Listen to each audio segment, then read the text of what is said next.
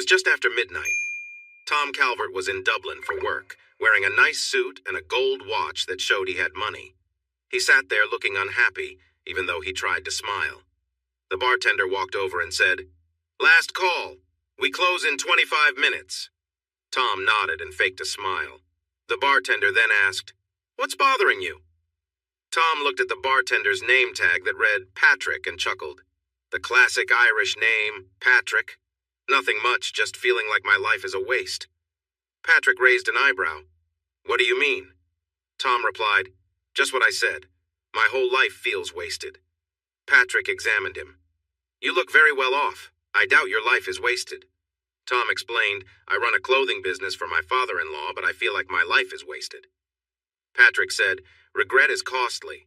I know 3 things. First, I'm a great bartender, and that makes me a good listener. Second, you're wealthy, so I bet you tip well. And third, you're the last customer here, so we have time to hear your story." Tom found himself smiling. Patrick seemed easy to talk to. Tom said, "People think being rich is everything. But let me tell you, I've traveled a hard path. I hurt someone I shouldn't have. I'm married to someone who's broken my heart. I feel stuck in a marriage that doesn't work. I have 2 sons I barely know. I find comfort in flings, but I would give it all up in a heartbeat if I could." Patrick nodded. "So you've got money and flings. That's typical for someone rich." Tom admitted, "I guess so. I had someone stay with me for just 1 night recently. She was incredibly attractive." He shook his head. "But it's not worth it." Patrick responded, "Let's go back. You said you'd trade all of this, and it sounds like it began when you hurt someone you shouldn't have." Tom nodded. "Her name was Allie. A year ago, her husband hurt her badly. When he did, she fell and got seriously injured. I feel responsible for that, too." Patrick shook his head. "If you didn't do the hurting, then you didn't cause her tragedy." Tom replied, "But I feel it was my fault. Around that time, I saw her at the store and we began talking. We decided to meet up for tea at the mall. I apologized for how I treated her years ago. She smiled, but what she said next shocked me. It still hurts her now, many years later. When I chose not to believe her and went with my current wife, she told me, 'Here comes the regret. I was the only man she ever really loved.' She was deeply in love with me and planned to give herself to me right after prom the following week. She was prepared and wanted to share an intimate moment in a hotel room. She had it all arranged. We had been together for 3 years. Her parents knew about us, and even helped by booking a room for us at Motel 6. Patrick nodded and said, 'There is more to this story I can share.' Tom replied, 'After that last part, a huge guy appeared behind us. I didn't know it then, but he was her husband who was not kind to her. After I finished speaking, this big man said in a threatening voice, 'Allie, you need to come home.' She turned pale, nodded, and walked away without saying anything. She passed away that night. I learned from the reunion committee a month ago." Patrick winced. Tom shook his head. "I feel like I ruined 2 lives." Patrick responded, "You didn't force her." Tom said, "That's true, but she ended up marrying that man right after graduation. If we had stayed together a little longer, even if we didn't marry, she might not have jumped into that relationship. She endured many years of his poor treatment.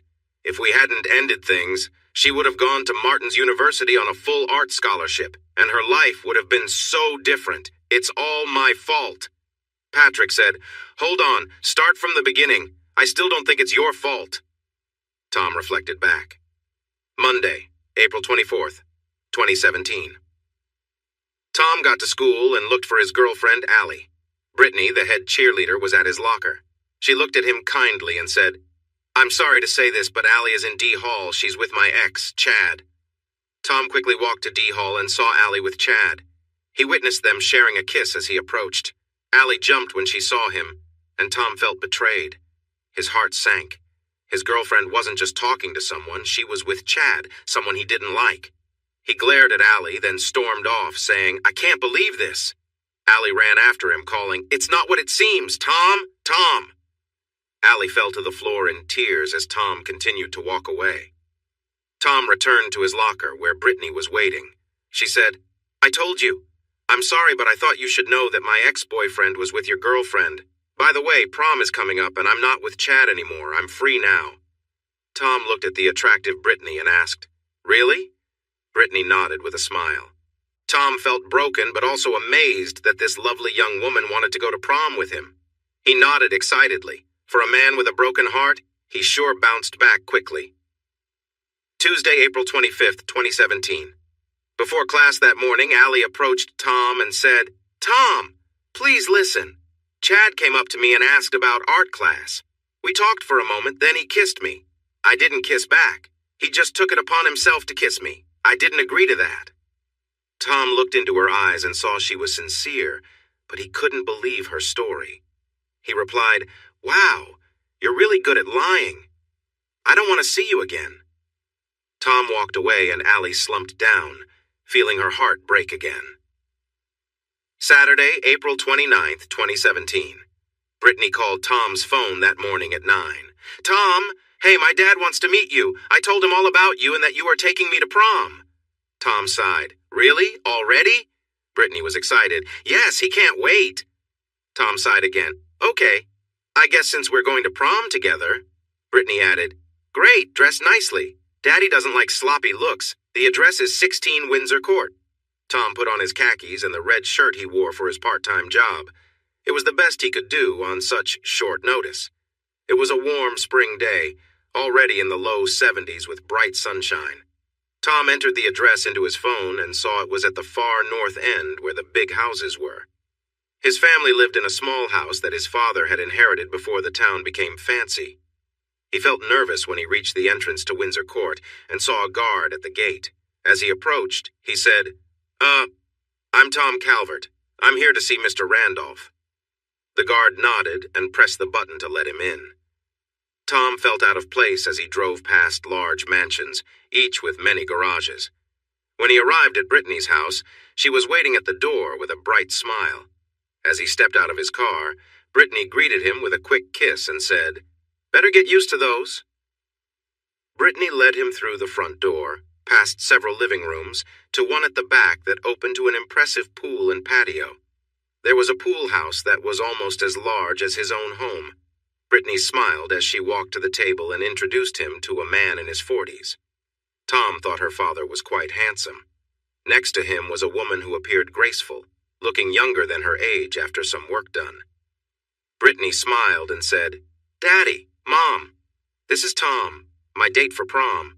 Her father looked him over, then his expression softened into a smile. Tom said, Hi, Mr. and Mrs. Randolph. The man replied, Just call me Jim and this is my wife Helen. I really dislike being called Mr. anything. Tom said, Okay, Jim. Jim smiled and said, Relax. Brittany likes you, so I like you too, at least for now. I appreciate most people she likes except Chad. He reminds me of that character Eddie from Leave It to Beaver. He seems slick, but isn't as clever as he thinks. I'll be straightforward. What is your class rank? My daughter says you are very smart and hardworking. Tom replied, 8. Jim nodded. Great. Number 8 out of more than 1,200. You are just as smart as my daughter says. Please, have a seat. What does your dad do? Tom said, He drives a truck. Jim nodded with a smile. Honest work for an honest person. I appreciate that. McGovern's Trucking is a good company. Tom replied, I didn't say where he worked. Jim added, I need to be careful about who dates my daughter. Tom asked, So you had me checked out? Am I approved? My family isn't wealthy. Jim smiled and said, Yes, you are impressive in many ways. I don't want my daughter dating someone like Chad. That was an unfortunate choice that seems to be corrected now. Tom sat next to Brittany and a maid came out asking, What would you like to drink, sir? Tom took a moment to realize she was speaking to him and said, Iced tea is fine. After some light conversation, Jim asked, So, where are you planning to go to college? Tom said, Probably IU. Jim inquired, Did you apply to Notre Dame? Tom replied, My dream school. I was accepted, but they didn't offer me enough scholarships. I'm a decent football player, just enough to play part-time in school, but not at Notre Dame level. I also got into Martin's, but they didn't offer enough money either. Jim nodded. It was decision time. He wanted to help. He took out his phone and made a call. Harold, Jim Randolph here. Yes, I know it's Saturday. Listen, you want that building and I'm willing to pay for it, but there's a condition. You accepted a young man named Tom Calvert from Carmel, Indiana, and you didn't offer him enough scholarship to attend. You'll fix that. Full ride, including books." There was a pause on the line. Jim added, "I don't care what the usual rules are. Just do it. He has already told me your school is his dream. So as long as it doesn't cost him anything, he accepts, right?" Jim looked at Tom, who was shocked and could only nod. Jim said, "Great. Just remember the building is to be named after my grandfather." Jim relaxed in his chair, satisfied. "Problem solved. My daughter will have her college boyfriend." Tom was puzzled, thinking, boyfriend? Brittany then hugged her father affectionately before giving Tom a quick kiss. Jim didn't seem bothered by Brittany showing her affection openly. Tom said, thank you." Jim smiled and replied, "It makes my daughter happy. I can see why she admires you. You're bright, attractive, and focused. You don't place in the top 1% of your class by being lazy." Friday, May 5th, 2017. Tom arrived at Brittany's house in a fancy car that someone else had rented for him. He wore a tuxedo that Jim Randolph had bought and fitted for him. When he rang the doorbell, Jim opened the door and greeted him with a cheerful, "Welcome." Tom stepped inside. Jim said, "My daughter and her stylists are finishing her hair and makeup. Please, have a seat." Tom sat down as Jim stood in front of him and handed him a hotel room key. Tom looked at the key, surprised, and asked, "Sir?" Jim sighed and replied, "Come on. We both know you'll be spending time with my daughter after the prom. I'm not naive. I want you to be somewhere comfortable." Tom was momentarily speechless. Jim continued, "You two are young and attractive. It's natural for young people to want to be together." Tom didn't know what to say. Jim went on, "Just so you know, she has experience. Chad was her first boyfriend, but she insists on being with someone she cares about. I've talked to her about being careful and how having too many partners can complicate things in the future." Tom said, "Okay, so the room is for tonight and tomorrow. Please have her back by 1 in the afternoon on Sunday, and remember to respect her. First, being with someone means taking care of her feelings. Second, she should agree to anything you want to do together. And third, being a good man is important. She's safe and ready, so enjoy your time together." There was a hint of caution in his words, but Tom had no intention of causing any harm. Brittany came down the stairs in a dress that was quite eye-catching. It fit her well, showing off her style, and she looked beautiful. Tom said, "You look amazing."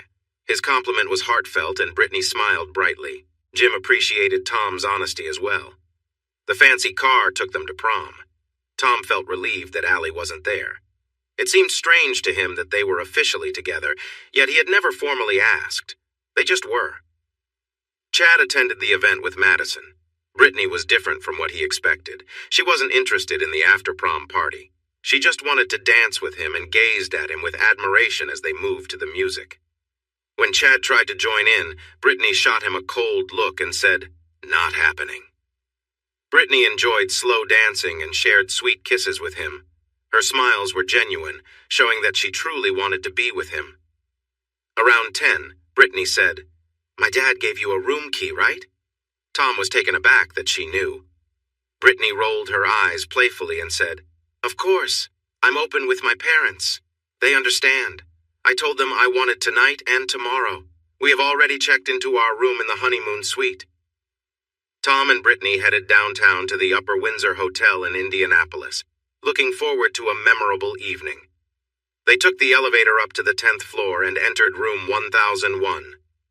Tom was amazed at the space, a luxurious living area connected to an elegant bedroom with a large bed.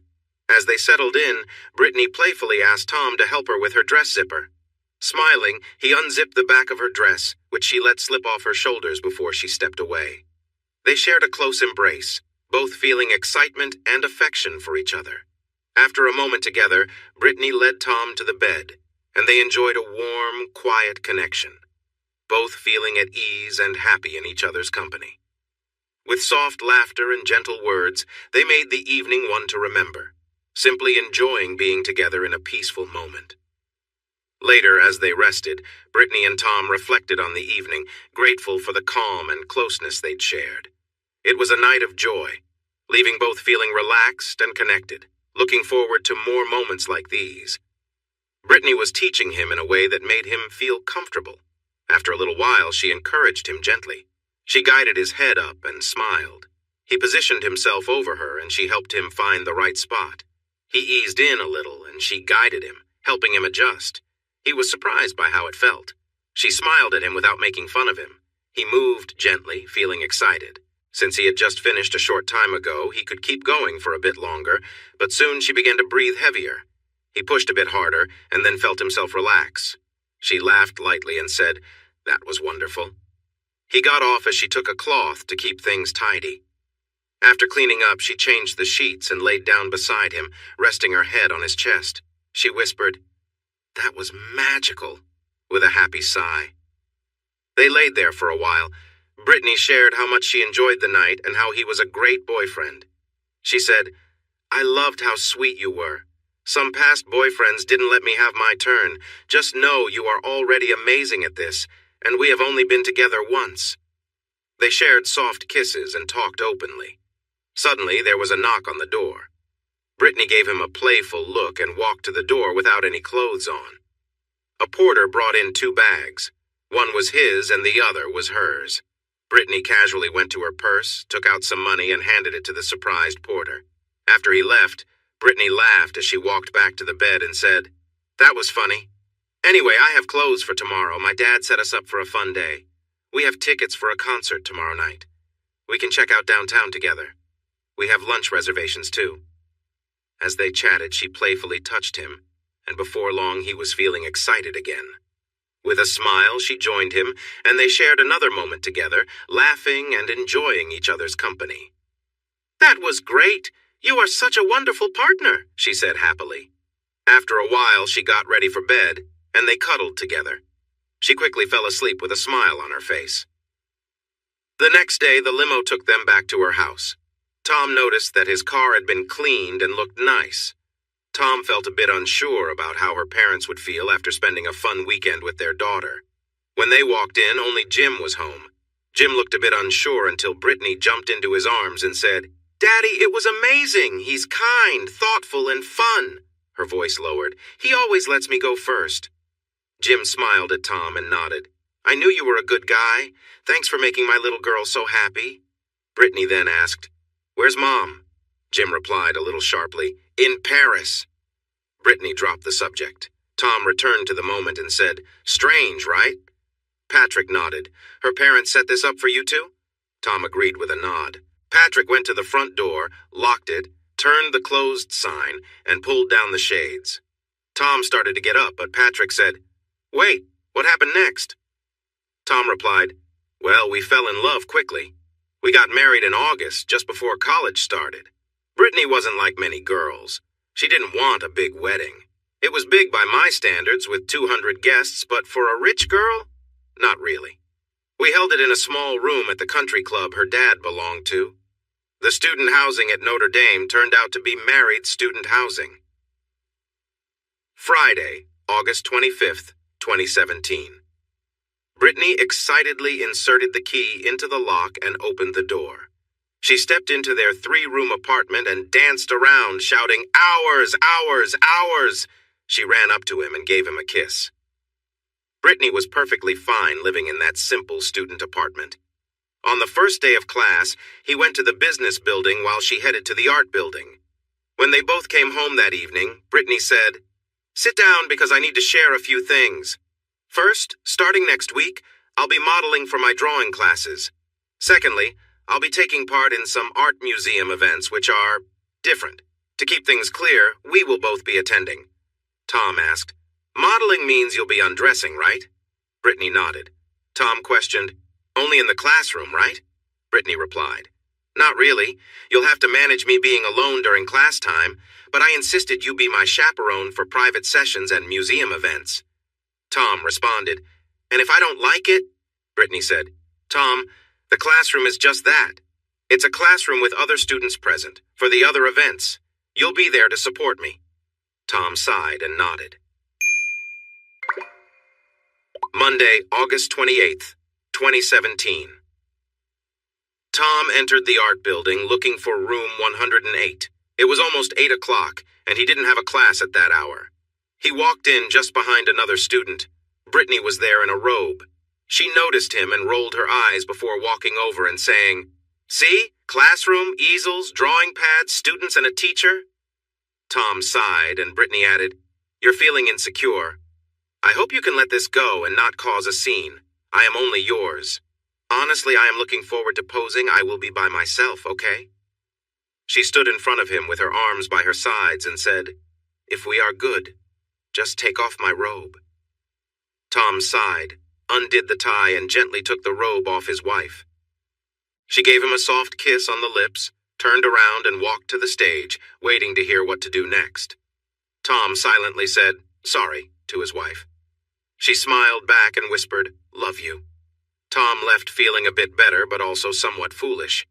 Friday, September 15th, 2017. They arrived at the Branson Art Museum at 6 that evening. Brittany was wearing a robe again. Tom was in khakis and a polo shirt. A man approached Brittany and greeted her with a dramatic kiss on the cheek. He said, "Brittany, good to see you. Please take off the robe and join us." Tom immediately disliked the man. Brittany introduced him. "That is Jean Renier. He is the dean of the art school, the director of this museum, and a well-known art expert." Brittany removed her robe and handed it to Tom. She pointed to some hooks nearby and said, "Robe goes here. I am art tonight. I am walking art." Tom said, "Seems like an excuse for attention." An undressed man walked past and Tom felt uncomfortable. Seeing that was not on his list of things to enjoy. Brittany shook her head and said, "He is a professional. He helps run this museum." At 6:30, they gathered for a speech. Jean Renier stood at the podium and said, "Welcome to the Walking Art event. We have many beautiful people showcasing their bodies within our collection. Feel free to explore and enjoy both the walking and displayed art." Most of the night was spent wandering around.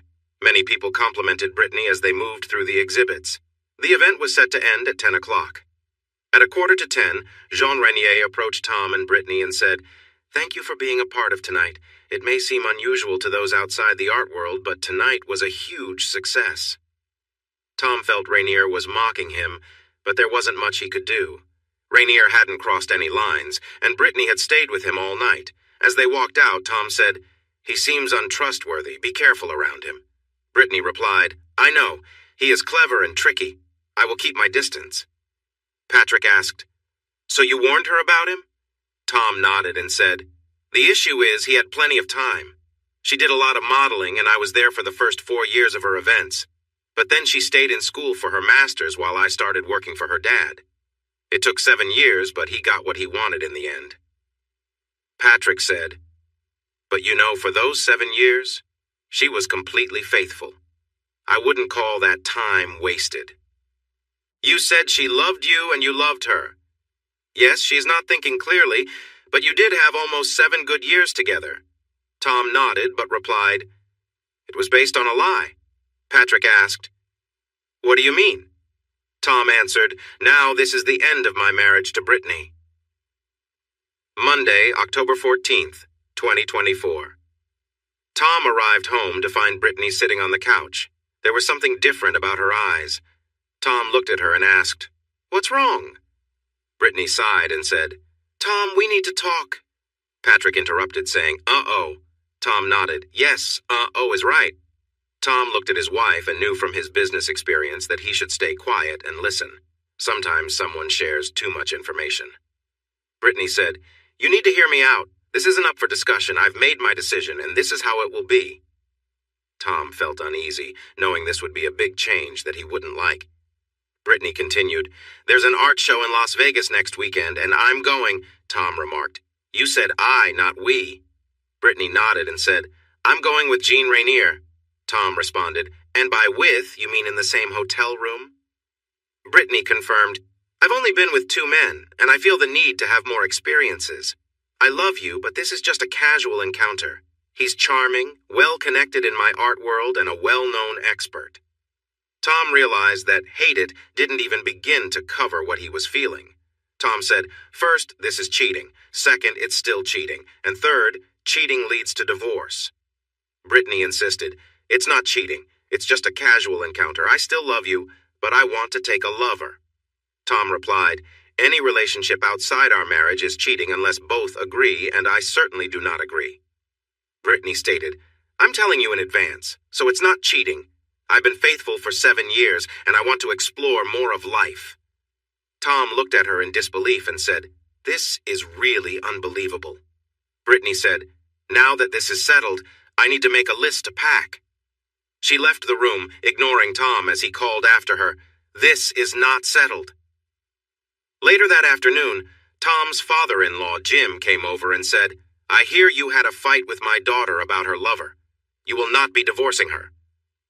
Tom responded, oh, I will. Jim insisted, no, you won't. Tom asked, how do you know that? Jim explained, I receive reports about my wife and daughter every day. I've been reading them closely for 2 months. I got a warning that things were getting bad for a while. Anyway, you will not be divorcing her.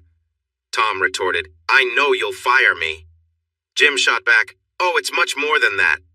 Tom inquired, are you making threats? Jim clarified, they are promises. This is bigger than me. The board is made up of people much wealthier than I am, and they are all connected to the same powerful elite that controls the world. They will take you down, and I cannot stop them. You are far too valuable to them. Your potential is too great. Call it a fancy prison. Tom asked, how long have you known?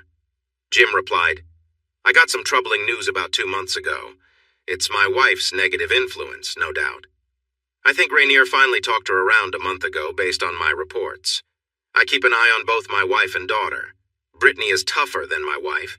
She gave me a similar unkind speech after just 2.5 years. I haven't talked to her since. She was at the house the day I met you for only about 3 hours to say hello and then left. I stopped following her reports because it stresses me out.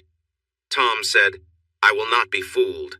Jim replied, of course not. Don't be silly. Remember the fashion show last week when you met Jessica, Jenny, and Julie? I made you go because they were there for you. Tom asked, what? Jim explained, I could see trouble coming 2 months ago with the first report and made plans for you when I learned Brittany wanted to bring someone else into the picture. Tom said, she might have already met someone. Jim shook his head. Nope. She's holding off until the trip. I have good information on that. She wants to tell you first. Tom said, so you want me to replace my daughter with someone else to keep me in line? Jim said, essentially, yes, but none of these girls has had more than 3 partners, so I'm not sure random girl is fair. Julie, who is 21, has 3. Jenny, who is 20, has 2, and Jessica, who is 19, has 2.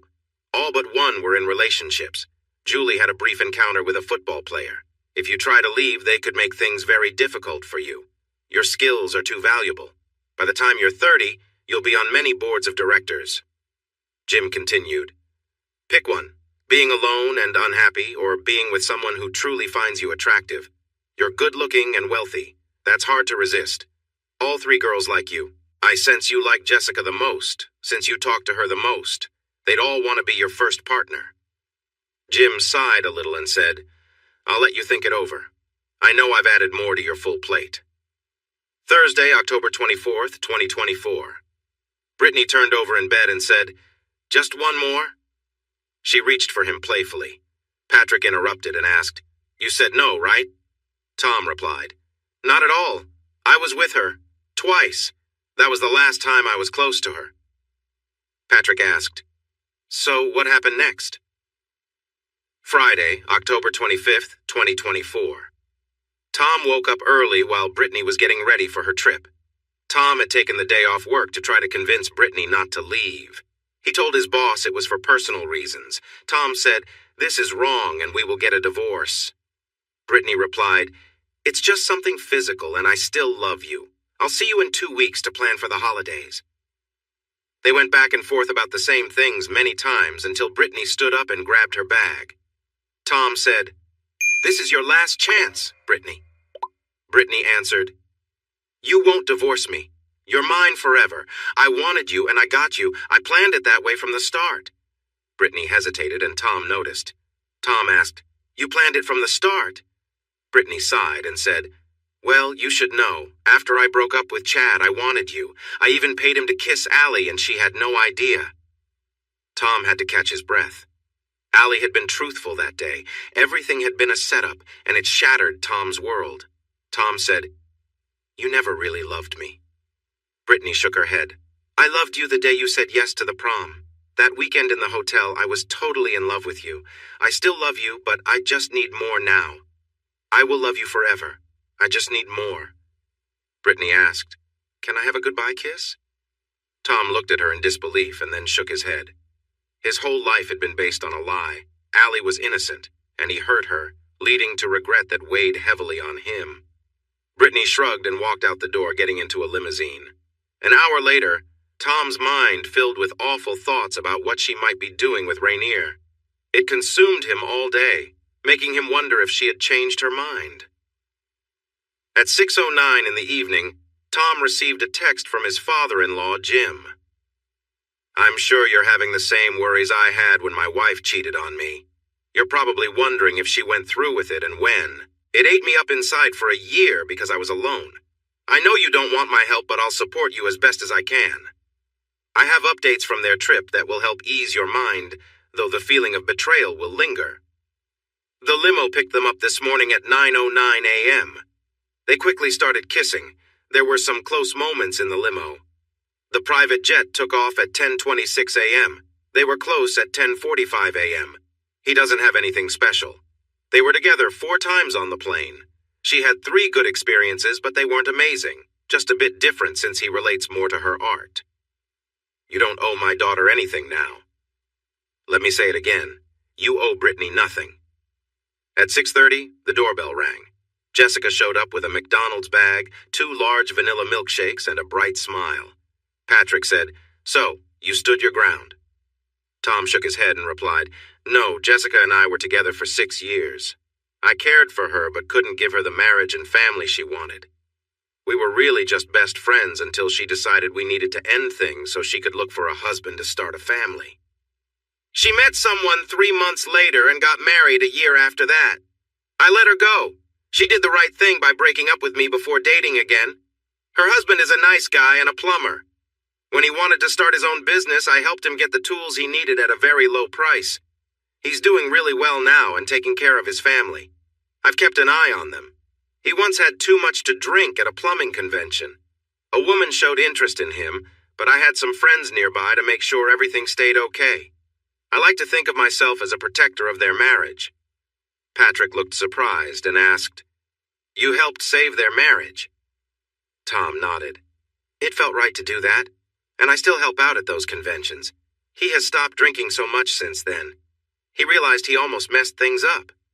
I never got close to Brittany again, and she was fine with it.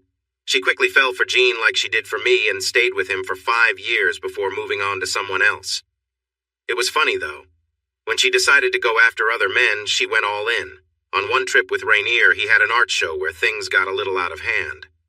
Brittany was secretly meeting her mom and went to a male review where they both had quite the wild time. I was getting reports from my father-in-law about all of this. After Jessica, I was with Emma, then Kendra, then Ala. My last girlfriend until last month was Juanita. I also had a lot of short flings with models. It all feels empty, honestly. I would give it all up in a heartbeat for just one loyal partner who truly loved me. Emma was the daughter of one of the board members. We dated for 3 months, and she had my twin boys 9 months after we broke up. I only figured it out after I learned about my sons. It felt like I was just used for my genes. I didn't even know they existed for 5 years. They were kept away from me all that time." Patrick took a step back and said, "Wow! Why didn't they just ask you to have a child with Brittany?" Tom replied, "It turns out she can't have kids." He finished his drink, opened his wallet, pulled out some money, and said, "Here's all I have. It's more than 1,000. If you feel it's too much, please donate it to a church to help people in need. Thank you for listening. Now you see how deep regret can run. I wish I could go back to that day I remember so clearly, Monday, April 24th, 2017. If only I could go to school a minute earlier and fix things." Patrick asked, "Do you really want that?" Tom said, "Yes. I changed 2 lives for the worse. If I could take what I know now back in time, I would take Allie to prom, fix my mistakes, visit Martin's with her, and stay close to my parents. I would love and care for Allie with all my heart forever." Patrick responded, Wishes should be granted as they are meant to be. I see a good heart in you, remember." He looked Tom in the eyes. Some mistakes are part of the journey. For a moment, Tom felt the effects of his drink and his vision was blurry. On Monday, April 24th, 2017, Tom woke up to his alarm, feeling confused. He was back in his parents' house in his old room. The end of a song was playing on the radio. The DJ said, "This is Worm, the big worm. Today will be a sunny April 24th, so go out and enjoy it." Tom thought, "Where's Patrick? That was just a moment ago. Wait, it's March, not April. What is happening?" His mom came in and said, "You better hurry." Tom looked around and noticed he was in his childhood room. He glanced at his hand. His skin looked younger than he remembered. He got up and headed to the bathroom. His 18-year-old face stared back at him. He couldn't believe it. It was 2017, and he was back at his parents' house. Was his life with Brittany just a dream? Tom chose not to think about it. He was in a hurry. He dashed out of the house shouting, "Can't eat, Mom, bye!" He hurried to school, taking one hallway to reach another just in time to see Brittany talking to Chad, who seemed to take some money before heading down the hall. Tom ran a longer way just to see what was really happening from a different angle. He heard Chad chatting with Allie. She didn't look interested. Chad leaned in to kiss her and Allie pushed him away, but he pulled her back. Tom rushed up behind Chad and shouted, "That's my girl!" He shoved Chad aside and gave him a push to the shoulder. Chad stumbled back, but didn't retaliate. Allie defended herself. "He just grabbed me. I didn't kiss back. Tom quickly lifted Allie into his arms and said, "I believe you. I believe you. I care about you, Allie. I believe you." The weight of his guilt lifted away like morning fog under the sun. Allie kissed him gently, then rested her head on his chest and said, "Tom, I love you too." In his arms, Allie felt just right, and he kissed her again. She melted against him. Tom thought, "She kisses so differently than Brittany and others. Wait, what?" He wondered what was happening and decided that having Allie in his arms was everything he had ever wanted. Epilogue. Brittany went to prom with Brock Peterson. Tom disliked Brock but realized he fit the scene he was about to join. They married that summer because her father wanted it. They started fighting and being unfaithful within a year. As for Tom and Allie. Tom looked at Allie, who was staring at him with concern. She asked, "Are you okay?" Tom twirled her in his arms. The girl he held loved him, and he loved her. Tom smiled. "I am better than okay. I want to love you for the rest of my life." Allie jumped with excitement. "Yes, yes, yes!"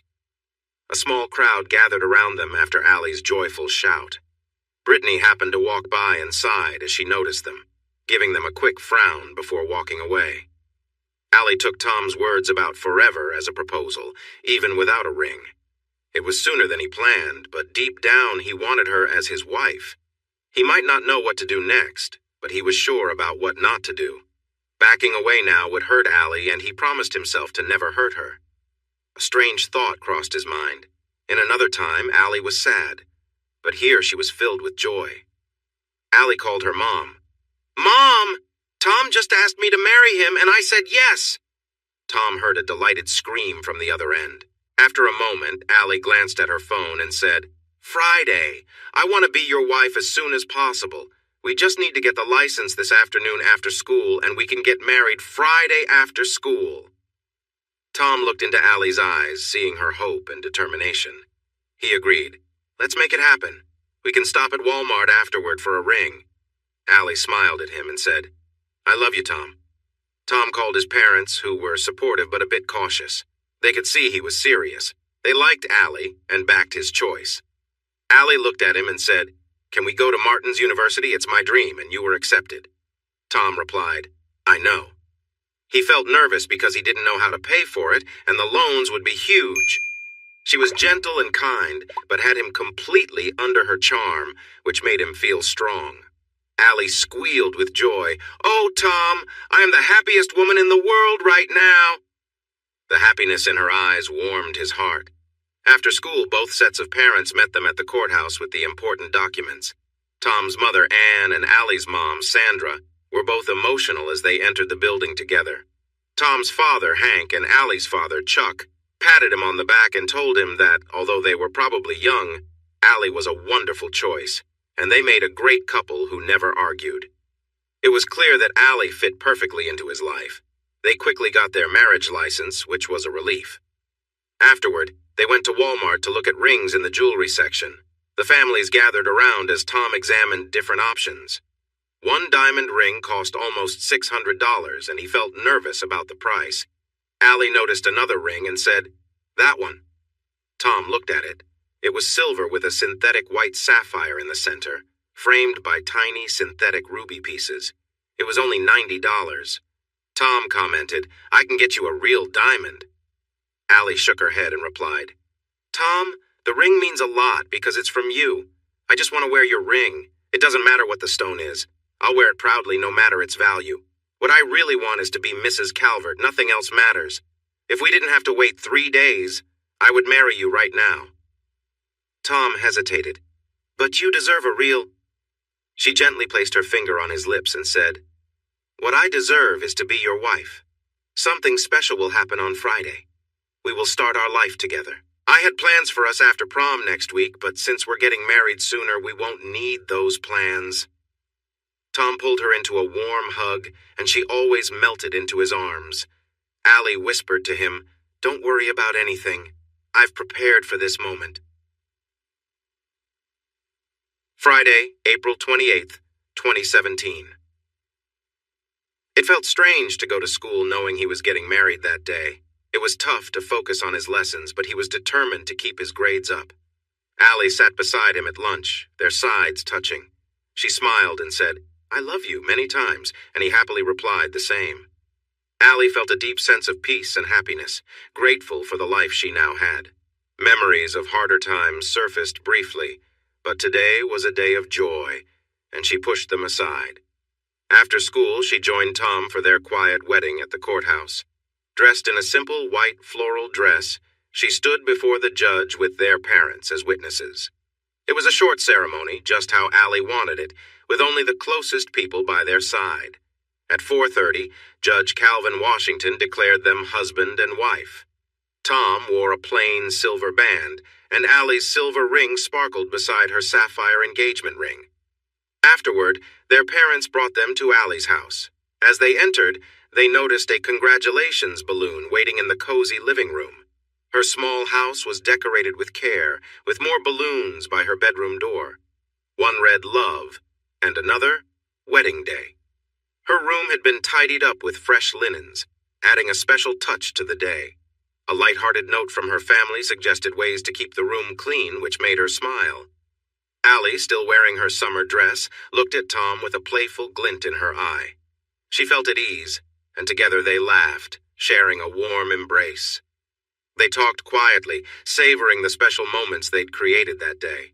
As they sat close together, they shared quiet words of love and joy, grateful for each other and the simple, heartfelt moments that made this day memorable.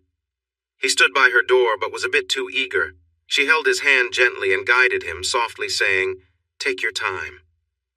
It was a new experience for both of them, and soon she felt a wave of pleasure. He barely moved when he felt his moment come too soon. Feeling embarrassed about how quick it was, he pulled back. Allie wrapped her arms around him and said, "That was great. I love you so much." He replied, feeling down, "But it was just 10 seconds. She smiled brightly and said, "That's double what I thought. Tom, we were both new at this. I just shared this special moment with the person I love, and it makes me so happy." Allie danced a little on the bed, her joy evident. She then lay down, cleaned up a bit, and turned to him with a smile. He quickly found his excitement again, and she welcomed him back for another try.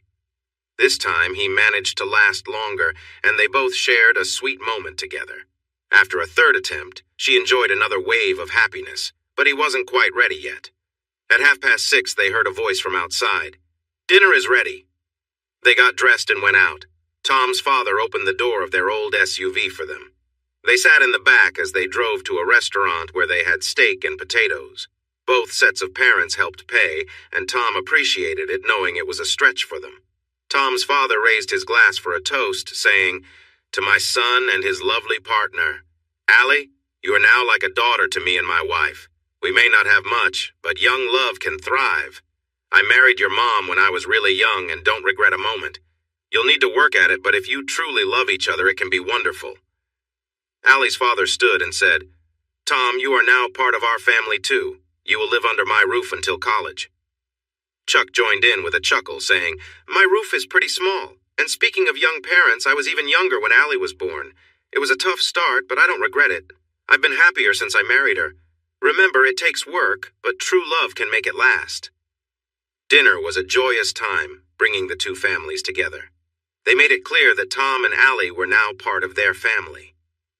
They returned home at 8 o'clock. Allie hugged her parents and said, "We're going to my room for the evening. Good night." She took Tom into her room and closed the door behind them. After another cozy moment together, she lay on him, feeling tired and happy. She smiled and said, "I feel so joyful right now." Tom wrapped his arms around her and replied, "I feel the same way." Thoughts of the past came to Tom's mind briefly, reminding him to ensure Allie had the happy life she deserved. Tom and Allie were cuddling comfortably when he heard a soft sound. A moment later, he was sure he heard it again. The soft sounds continued. Allie chuckled, explaining that her mom, Sandra, was not shy when having fun with her husband. Tom asked, "Doesn't that bother you?" Allie shook her head. "Not at all. My parents still love each other a lot. It happens almost every night when he is home, so I'm used to it. When I was little, I walked in on them many times. Mom just said it was a special way that parents show their love." Allie giggled and said, "I told them they should always keep doing it." Tom made a face and replied, "I'm not sure I want to hear about it now." Allie laughed. "When a lot of my friends' parents started splitting up, I saw my parents' love as a blessing. They can't get enough of each other even after 20 years. I want that for us." Tom needed to use the bathroom, so he got up, put on his shorts, and walked toward the bathroom. As he turned the corner, he was surprised to see her father walking towards the bathroom. It was dark, but the moonlight revealed that he wasn't wearing anything. He mumbled, "Sorry," as he entered the bathroom. Tom went back to the room looking a bit shocked. Allie noticed and asked, "What's wrong?" Tom replied, "Your dad just walked into the bathroom in the buff. I think he was just cleaning up after all that noise." Allie explained, My family sleeps without clothes and it has never bothered me. For as long as I can remember, it was normal. If I need to go, I just go. With one bathroom, you just do what you need and then get back to bed." She continued, "I've seen my parents without clothes many times and they have seen me. It's not a big deal, it's just life. Speaking of which, I need to go too." She walked out casually as her father came out and said, "Good night, Dad." A couple of minutes later, she returned and said, "Your turn now." After Tom came back to their room, he remarked, "You seem so relaxed about this, but at school you dress very differently." Allie explained, "I always knew my parents slept without clothes, just like I do. It's comfortable and feels natural. We're not strict about it, but nobody makes a fuss. I've gone to the kitchen for breakfast without a care, and nobody minds. School is just a different setting with different rules." Tom replied, "At my home, we were quite the opposite. You were always dressed unless you were in your bedroom or bathroom with the door closed." Allie shrugged and said, "We are just different, I guess." Saturday, April 30th, 2017. Tom woke up, got dressed, and walked out into the living room, which was open to the kitchen. Tom found it hard to look Chuck in the eye. Chuck said, "Sorry." Sandra stepped in to ease the tension and said, "No, he isn't. Tom, we are not very formal about clothing at home. We have all slept without clothes since we became a family. Allie has grown up this way. We care for you like the son we never had. But we are not changing how we live." Allie came out of her room into the kitchen, gave her father a quick kiss on the cheek, and said, "Good morning, Daddy." Allie was not wearing much, but neither of her parents seemed to mind. Tom was surprised and asked, Did you forget to get dressed?" Allie shook her head. "Everyone here knows me well. It's just a body, and I'm not in front of anyone who hasn't seen me before." Allie went to the toaster, put in 2 pieces of bread, and waited for them to finish. When they were ready, she took the toast and sat down next to Tom. Allie hugged him gently and said, I woke up so happy this morning as your wife. Tom sighed and replied, I just didn't know you were so relaxed about being without clothes at home. Allie looked Tom in the eyes and said, If it bothers you, I can get dressed. You are my husband and I am your wife. She seemed upset but started to get up and walk toward her room. Tom sighed and said, Please stop. Tom asked, This means a lot to you, doesn't it? Can you explain? Allie simply said, Being without clothes feels nice, comfortable, and it makes me feel free. I really, really like it. She turned to walk back toward her bedroom. Tom said, Wait, please. Allie turned and looked at him. Tom asked, Does this mean a lot to you?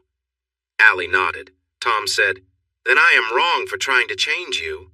I've seen nothing bad, so it is me who should fit into your life, not you into mine. He pulled her into a hug. Every time they hugged, she seemed to relax into his arms. She sighed and said, Thank you. I love you with my whole heart. She sat down again and finished her toast. Tom joked, Besides, what sane man complains about his wife being relaxed at home, right? Allie laughed. Not my awesome husband. Tom and Allie were enjoying a quiet moment together when they started to hear sounds coming from the other room. He tried to ignore it, but the noise was hard to overlook. Tom couldn't help but laugh, and soon Allie joined in too. They held each other and shared a good laugh. Allie sighed and snuggled closer to Tom, still giggling. They had already shared some special moments that day, and Allie was starting to feel a bit tired.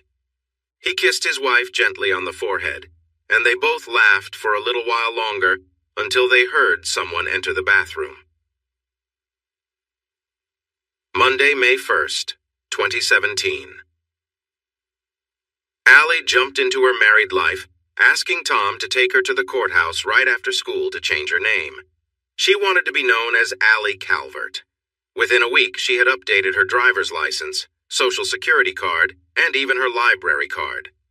As they left the federal building that evening, they were the last ones out as the door was locked behind them. But Allie had more to do. She entered the local bank, which was closing soon, and insisted they open a shared account. Even though Allie was usually accommodating, she was determined that they fully combine their lives. As they stepped out onto the sidewalk, Allie said, You can keep your own account, but I want you to put everything into our joint account as soon as you can. There's no more just Tom or just Allie. It's now Tom and Allie. Tom chuckled, knowing Allie usually got what she wanted with a gentle request. But this time, her desire to join their lives was strong. Friday, May 5th, 2017. It was prom night. Tom waited in the living room for Allie to come out of her parents' room. She walked out wearing a pretty blue floral dress that reached her mid-thigh.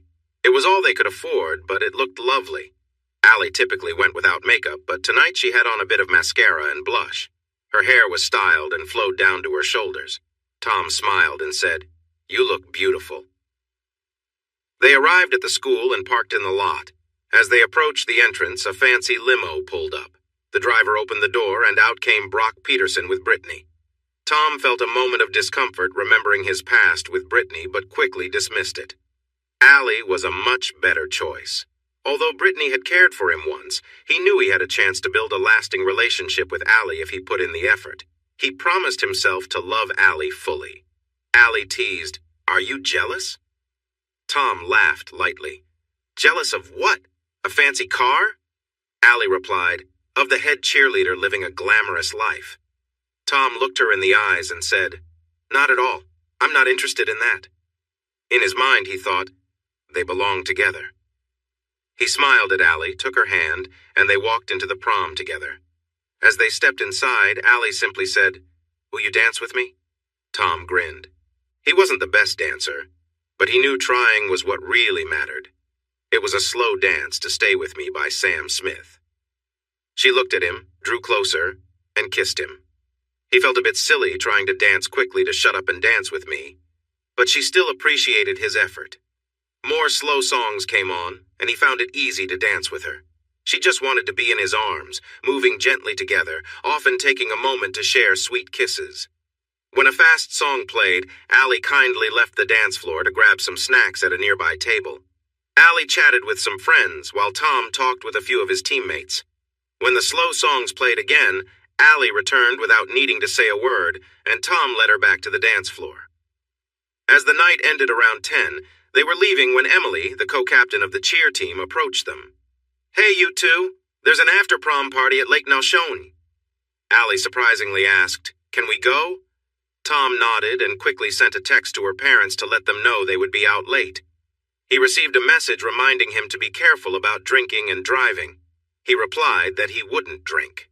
20 minutes later, they arrived at Lake Nalshoni.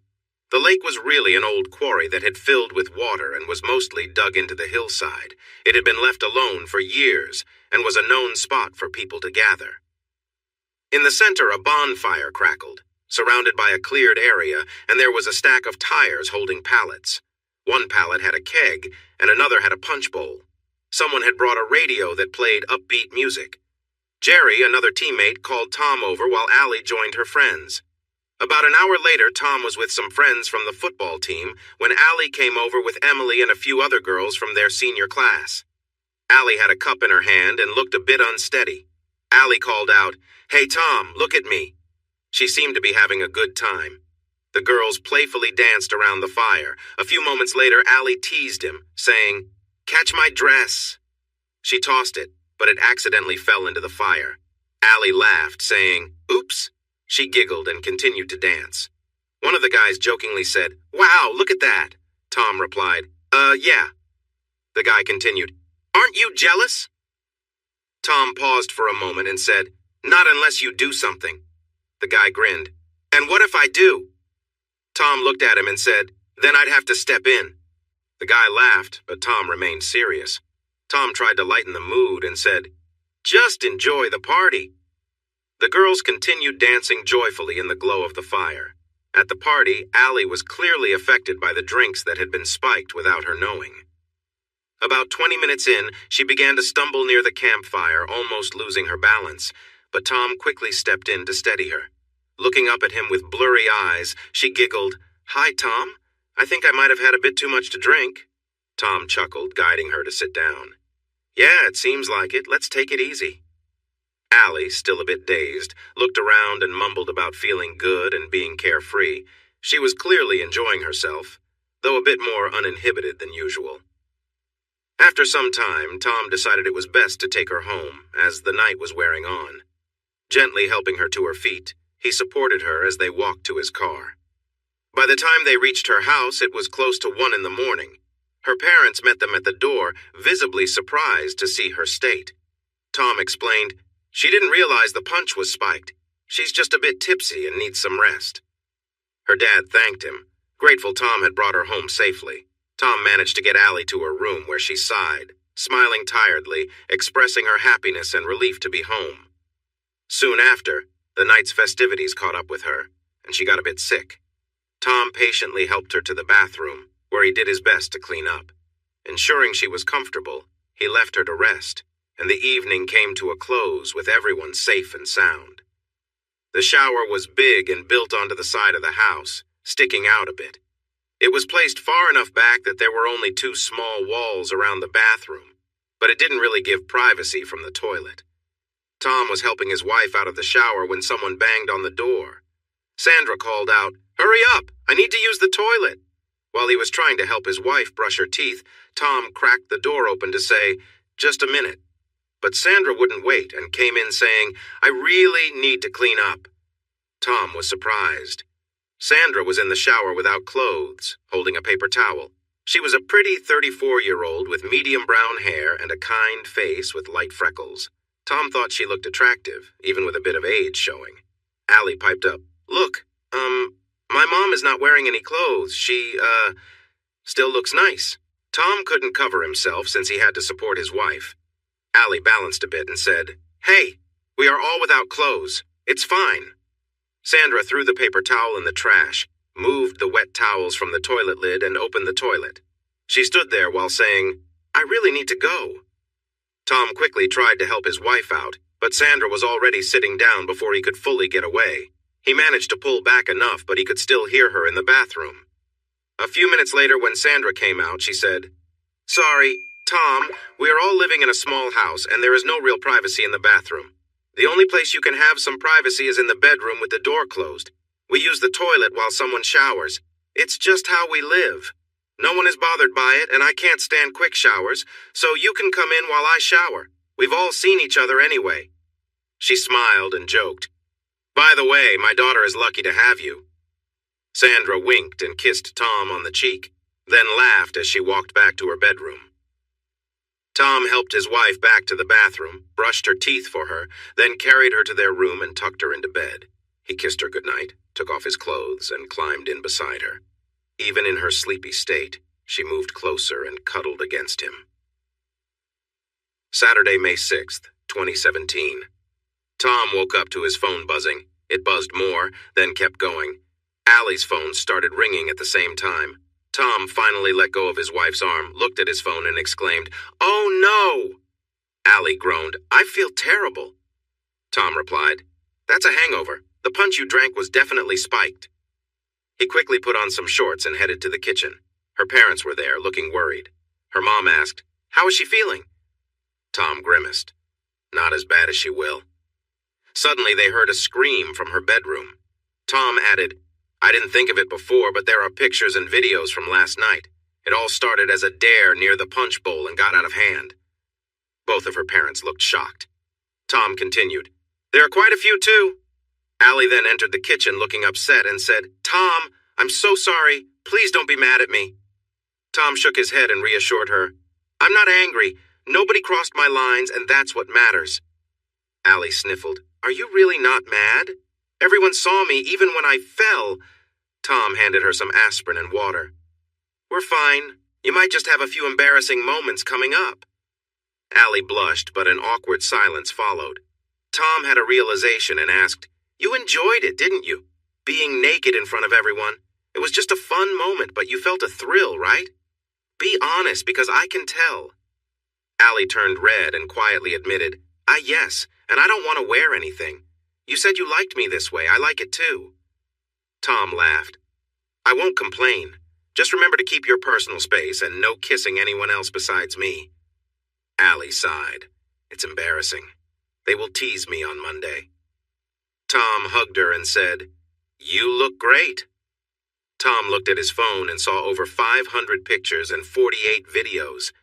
Allie leaned against him, trying to ease her headache. Tom smiled at her. "Really, we're fine. In fact, I'm saving all the pictures and videos. You look amazing." Allie winced and said, "Monday is going to be interesting." Monday, May 8th, 2017. Interesting was an understatement. Tom stayed by Allie's side as much as he could to show there were no hard feelings, but the other students giggled and the boys couldn't help but stare. The only friends she felt comfortable with were the other girls who had also joined in. One couple, Alicia and John, ended their relationship. The laughs kept going throughout the day, and Allie felt really down. Things improved after school. As they walked inside, Allie answered her phone next to Tom, excitement growing. She shared that they were invited with Emily and her ex-boyfriend Bryce to the best club in North Indianapolis, the Barnstable Club. She had won 4 tickets. Tuesday, May 9th, 2017. Tuesday felt a lot like Monday, filled with giggles and quiet teasing. After the 4th period, there was a meeting in the auditorium for all the seniors about graduation. Allie sat next to Tom, leaning against him, trying to hide her tears. Tom was fed up. He lifted Allie into his arms, carried her to the front, and took the microphone. Tom said firmly, "We all know what happened, and I want to say this clearly. I am proud to have such a wonderful wife as Allie. We are not breaking up, and I'm not even upset. In fact, I find her incredibly beautiful. I am angry at anyone who is laughing at her and making her feel bad. She didn't know the punch was mixed. She thought it was a good choice. This is a learning experience. So we all know how amazing my wife is, and for those laughing, how many of you get to be with someone as beautiful as Allie every day?" "I didn't think so." Most of the senior girls said, "Aw," and the boys stopped laughing. Tom picked Allie up in his arms and kissed her gently. She smiled and said, "Tom, I love you so much." He took his seat again with Allie by his side. She snuggled closer to him because he had just told all those people that she was his. She felt safe, and it was a great feeling. Friday, May 12th, 2017, Tom dressed in his best pants and a nice shirt for graduation. He chatted with Allie's parents while he waited for her to get ready. When Allie came out, Tom smiled and said, "You look amazing." Allie wore her graduation dress, which was also perfect for a party. It was black and had a nice neckline with 2 straps over her shoulders. She planned to wear her graduation gown over it for most of the ceremony, only revealing the dress for a bit after everyone had received their diplomas. The dress was a bit short, and when she turned around, it showed more than usual. Sandra saw the dress and giggled, while Chuck simply said, "Have a good night, kids." Tom opened the door for his wife. As she got in, she adjusted her dress and sat down. Tom laughed and said, "This is going to be tricky driving like that." Allie giggled back, "Oh, I know." They arrived at the Barnstable Club at 7 that evening. The Barnstable Club was a private dance club that only let in those who met its standards. There was a door next to them with another guard who had a sign that said, "Ticket holders." Tom looked at their tickets, which were not like regular ones. They were made of plastic and said one-day membership instead of admission. The guard scanned the tickets with a special device and it turned green. He pointed to the ticket and said, "Table 10. They entered the club. Tom and Allie were both good-looking, but most people there looked like models. They looked around. Tom found their table and they sat beside each other. Allie let out a happy sigh as she enjoyed the lively atmosphere of the trendy club. Emily arrived with her date, Bryce, 10 minutes later. He was her recent ex. They had decided to break up since they were going to different colleges and wanted to enjoy their summer without any complications. He was wearing smart pants and a button-down shirt, just like Tom. Emily had on a blue dress that came down to her mid-thigh. A slow song began to play, and Allie gave Tom a hopeful look. Tom knew exactly what she wanted before she even asked. She was always able to express her wishes so easily. Allie was very sweet and usually got her way with a simple request and a soft gesture. They danced to 2 slow songs. Allie lifted her dress a bit after seeing another woman do the same. She playfully guided Tom's hands to her waist and smiled. No one seemed to mind. Emily laughed when Tom and Allie returned to the table and said, "I can't believe you danced like that." Allie replied, "I've changed a lot since that night we did that fun thing after prom. I enjoy it and Tom is fine with it as long as we agree on some rules. Basically, I can't touch a man where he's covered by a swimsuit, and he can't touch me in places covered by a bikini. It's a good rule." Emily nodded and then gasped, pointing at a table 5 away. "Look, that's Tyler Jensen. He plays for the Colts." He was tall and fit, looking like someone from a magazine. He was definitely more attractive than most men there. He noticed Emily looking and then turned his gaze to Allie. He walked over and asked Allie, not acknowledging Tom, "I saw you dancing and you look like fun. Would you like to dance?" Allie smiled brightly and said, "Oh, no, thank you." Tyler was surprised and asked, "No?" Allie replied, "No." Tyler said, "It's just a dance." Allie explained, "Any girl who dances with you runs the risk of getting involved with you later. We both know that." "I am married, and the best way to prevent an affair is to have boundaries." Tyler said, "Your husband must feel really unsure of himself." Allie laughed. "That won't work on me. Or my husband." Tom smiled at Allie and gave her a side hug. He chuckled and said, "I'm completely straight, but if I were single, I might consider it for you." Everyone at the table laughed, except for Tyler, who felt insulted and angry. He walked away, shaking his head, which was unusual for him. Tom kissed Allie's cheek and said, "I know that wasn't easy. Thank you." Allie responded, "It wasn't as hard as you think. My first thought was yes, but I know I could never be unfaithful to you. I don't want to lose you." She smiled, took his hand, and squeezed it. She kissed him and said, "My grandma told me that a good man saves the best part of his heart for one loyal woman. I know I hold that special place in your heart, Tom. I will never give that up for anyone or anything. If I did, I know I could never get it back." Tom melted at her words. Emily said, "Oh." Allie observed Tyler closely. He looked around the room for a while, sipping his drink and sometimes giving Allie a hard look. Allie said, "Watch Tyler, he's trying again." She gestured for everyone to see as Tyler approached a table where a woman in her 30s sat wearing a red dress. She was next to a man, likely her husband, judging by the rings on her finger. They were with another married couple of the same age. The other woman wore a white dress with a deep neckline. The woman in the red dress was attractive and wore a dress that showed off her legs. Tyler approached her and asked to dance. Without hesitation, she stood up, and they danced well together. The first fast song didn't allow for much contact.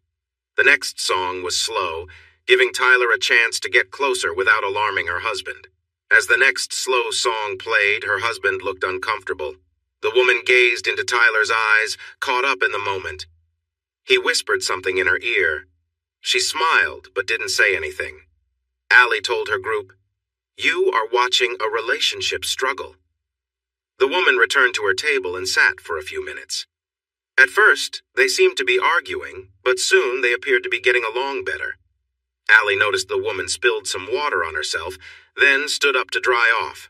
Her friend in the white dress followed her. Allie said, "I need to use the restroom." She stood up and walked toward the restrooms.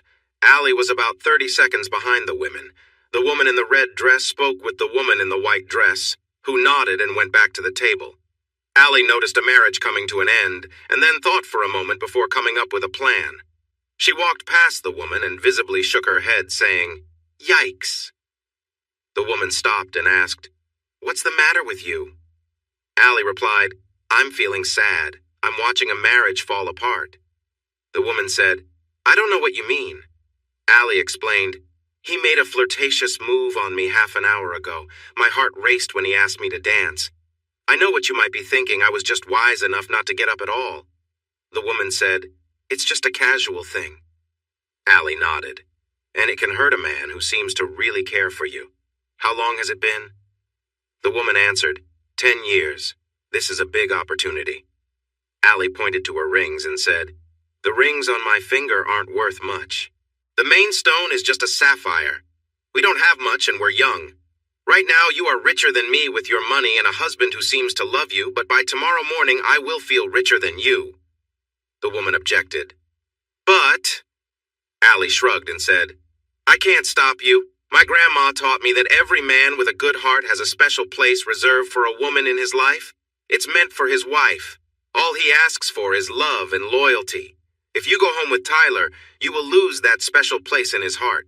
And even if things get better later, you might never get back to it.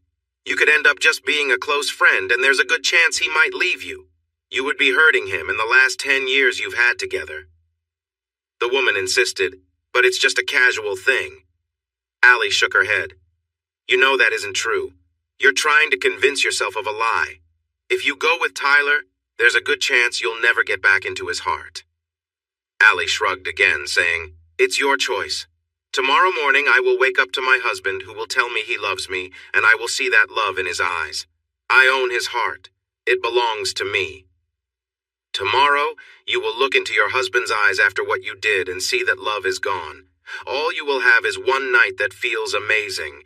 I know my husband may not give a wild experience like Tyler could, but he is strong and would never accept me being unfaithful. He is a wonderful mix of strength and kindness. On Sunday, I will see love in his eyes again. You might see emptiness in your husband's eyes. On Monday, he could decide to leave and seek advice from a lawyer." The woman's expression changed. She closed her eyes and sighed. "Ugh." Allie was surprised and asked, "You know I'm right, don't you?" The woman began to cry and said, "How can I fix this?" Allie replied, "The most important thing is to apologize. If your husband is reasonable, he knows he can't compete with Tyler. No one in this building can. Tell him you were just a silly girl and that you're sorry. If he responds well, tell him you want to dance with him. He'll want that. It's a way for him to feel close to you again since you've not broken your promise to only be with him. You got close, but you didn't go too far. Let's hope that works.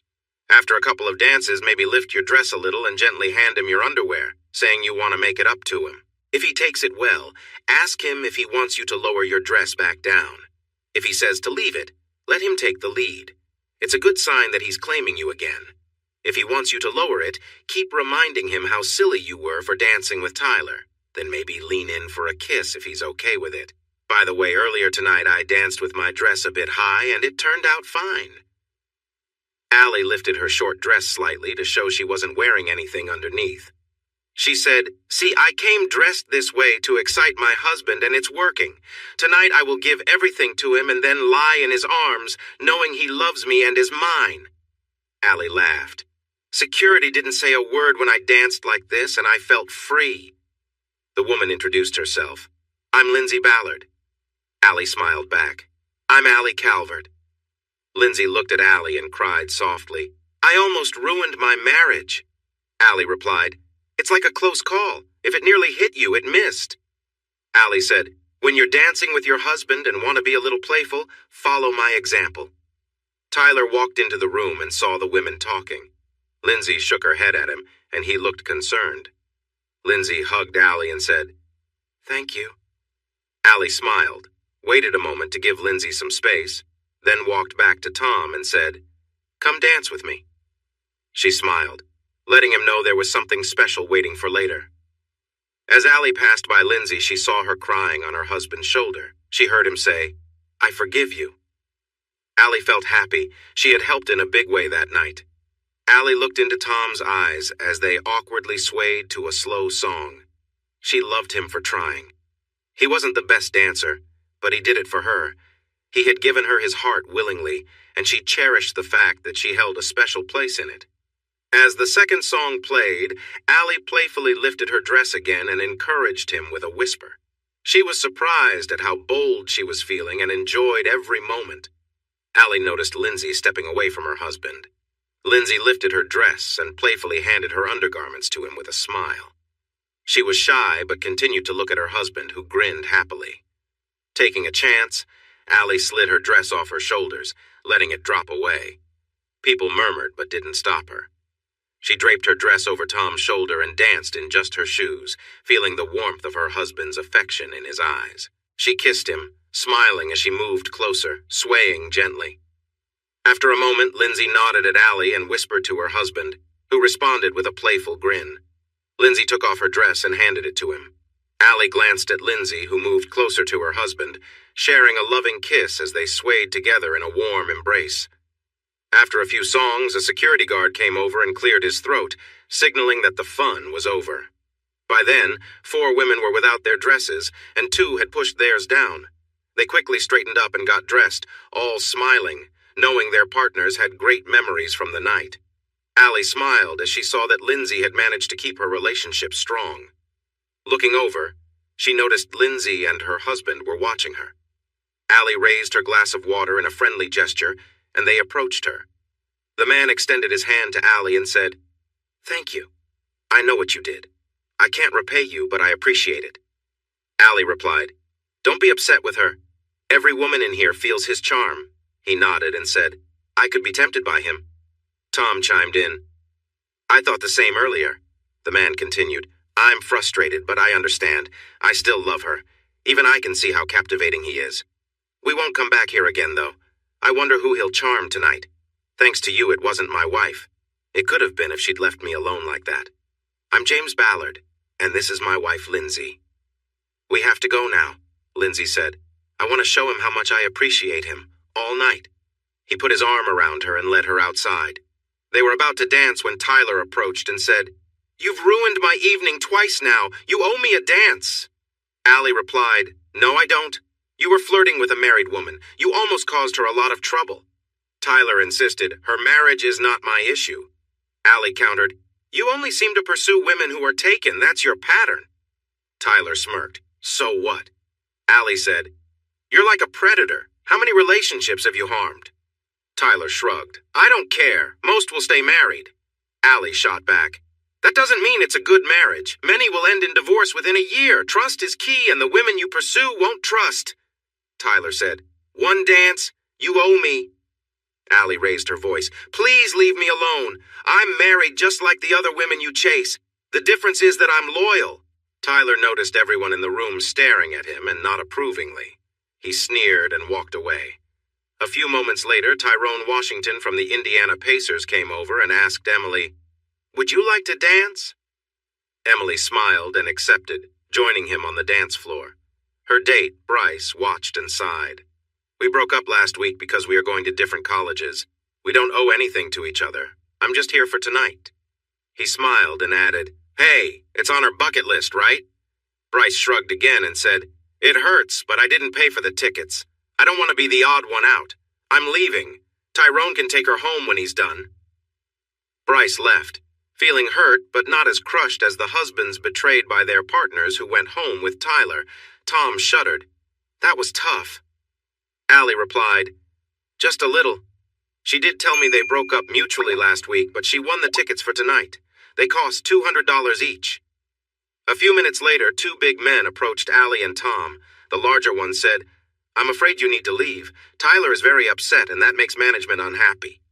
Tom said, "So it's Tyler's personal hunting ground for married women?" The man grinned. "Not just Tyler." Tom sighed and said, "Well, there's no way I'm fighting this giant. Let's go." Allie smiled, stood next to Tom, and nudged him playfully. She said, "Yes, plus I can't wait to spend some time with you." Saturday, May 13th, 2017. Allie received a call from Emily around 1 in the afternoon to share her story. They talked for about 30 minutes. Tom asked, "What's the short version?" Allie nodded and summarized. "Emily went back to Tyrone's place after dancing. He's quite impressive." They got right to it, and she felt excited. He started, and it was a bit uncomfortable at first, but she adjusted. They began, and she experienced a couple of strong moments of pleasure early on until he got close to finishing and pushed harder, which was tough for her. She woke up the next day ready for another try. They aimed for a third attempt, but it didn't go well this time. She said it was a memorable experience, though. She was with a famous person. He invited her over again, but she said no. She mentioned that it had been a bit difficult and she might need to visit her doctor. Tom said, "It wasn't right for her to leave Bryce alone like that." Allie nodded and replied, "Yes, it was wrong to leave him alone, but this was just a date, not a serious relationship." Tom asked, "If you were single, would you have gone with Tyler?" Allie replied, "Why do you want to know? Just to be clear, I'm not in a relationship with you. If I wasn't committed, I might have gone home with him for the experience." Tom nodded. "That's hard to hear." Allie continued, "I don't want to lie to you. Honestly, I was asked, and I said no to him last night right away. I had the chance but chose not to consider it. Your question was about if I didn't love you. But I think he wouldn't have approached me if I wasn't wearing your rings. I feel like he went after married women." Tom paused and asked, "What were you thinking when he came over?" Allie said, "Do you really want to talk about this? I won't hold back and it might hurt." Tom said, "Yes, we need to be completely honest with each other." Allie admitted, "He is the most attractive man I've ever seen. I felt my heart race when he came over, especially when he asked me to dance.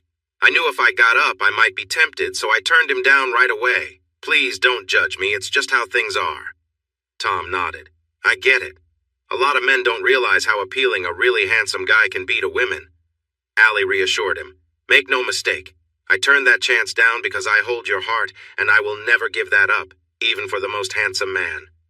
She looked deeply into his eyes and said, "I am completely devoted to you, Thomas Calvert. Never doubt that."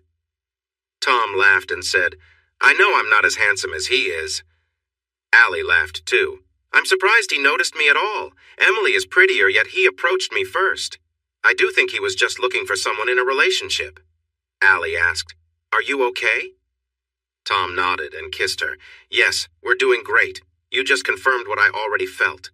Had you said anything else, I would have known you were trying to protect my feelings anyway." Sunday, May 14th, 2017. At 8 in the morning, Tom woke up and sat up, checking his phone when he suddenly exclaimed, "Oh, wow!"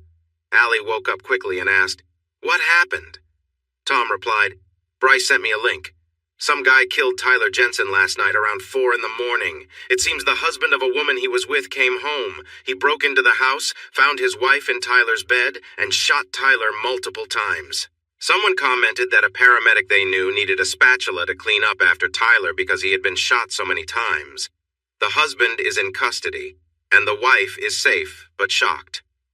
Allie thought for a moment and said, "I know I'm supposed to feel sorry for Tyler, but—" Tom nodded. "I feel the same way." Allie got up, stretched, and walked outside, passing her family in the kitchen. Tom had come to accept that she enjoyed being free. Allie stepped onto the front porch without anything on.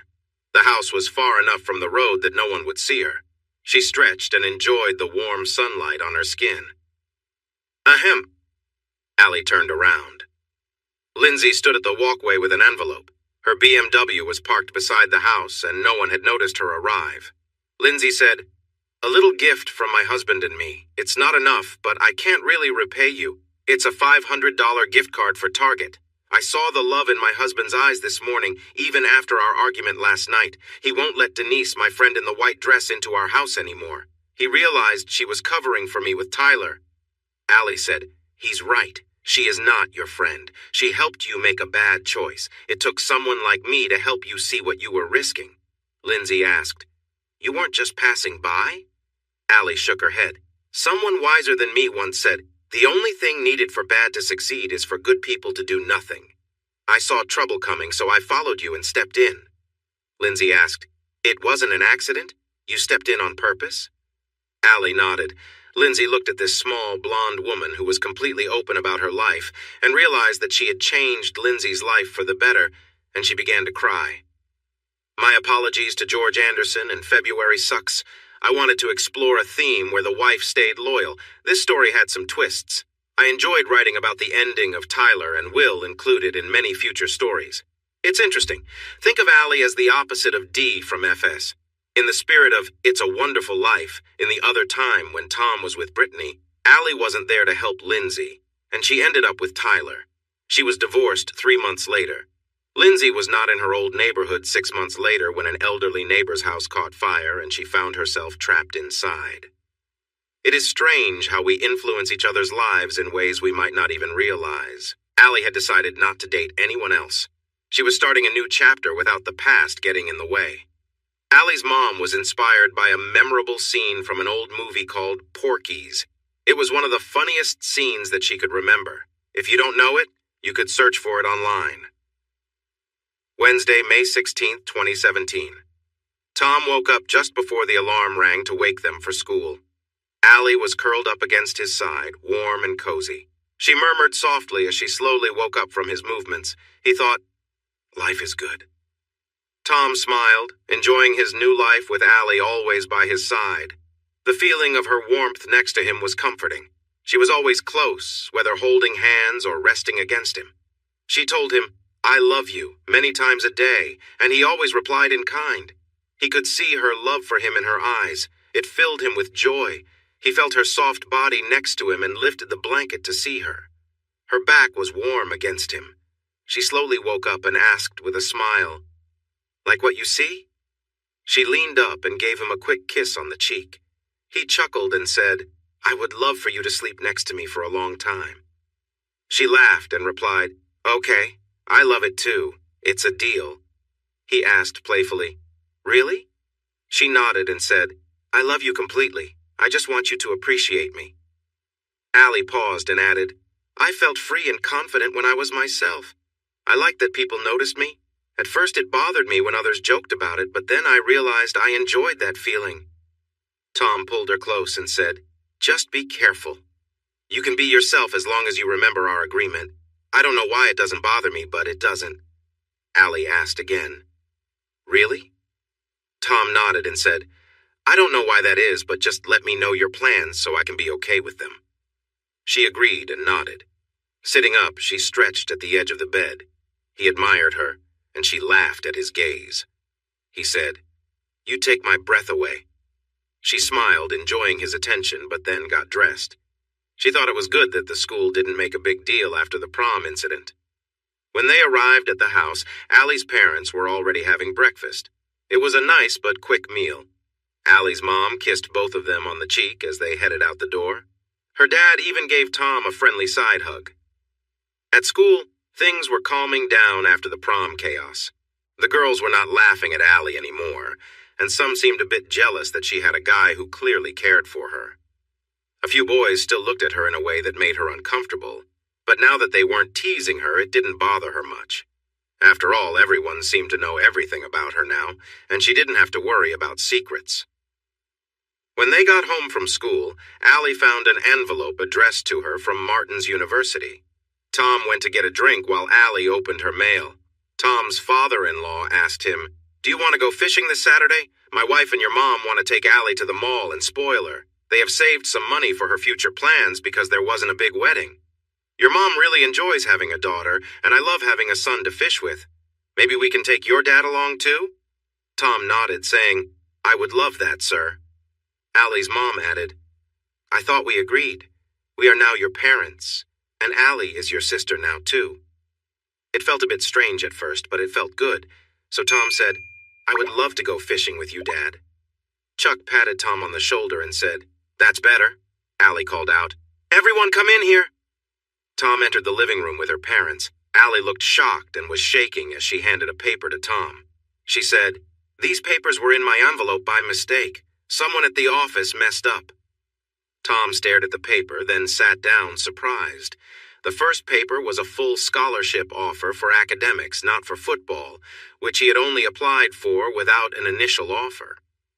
It strangely listed his major as web marketing and photography instead of business. Tom said, "But I applied for business." Allie replied, "The offer is for web marketing and photography at no cost."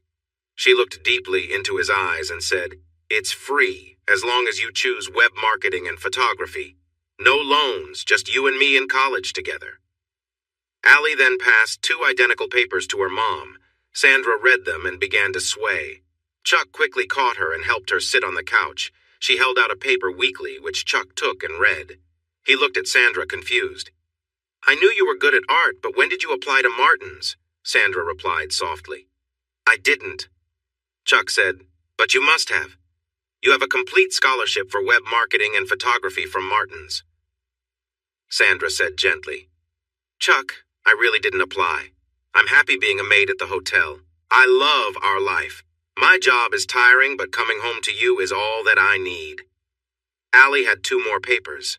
They were just like the ones given to Tom's mother, Anne. Tom remembered a lesson from the past. Patrick had once said, "Some mistakes are meant to be."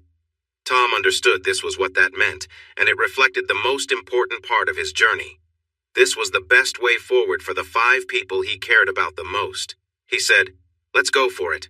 This is a once-in-a-lifetime opportunity for everyone. Think about it. Better lives for all of us, and we will be together." Chuck smiled. "My wife is going to graduate from college." Sandra replied, "It's been years since I've been in a classroom." Tom felt relieved.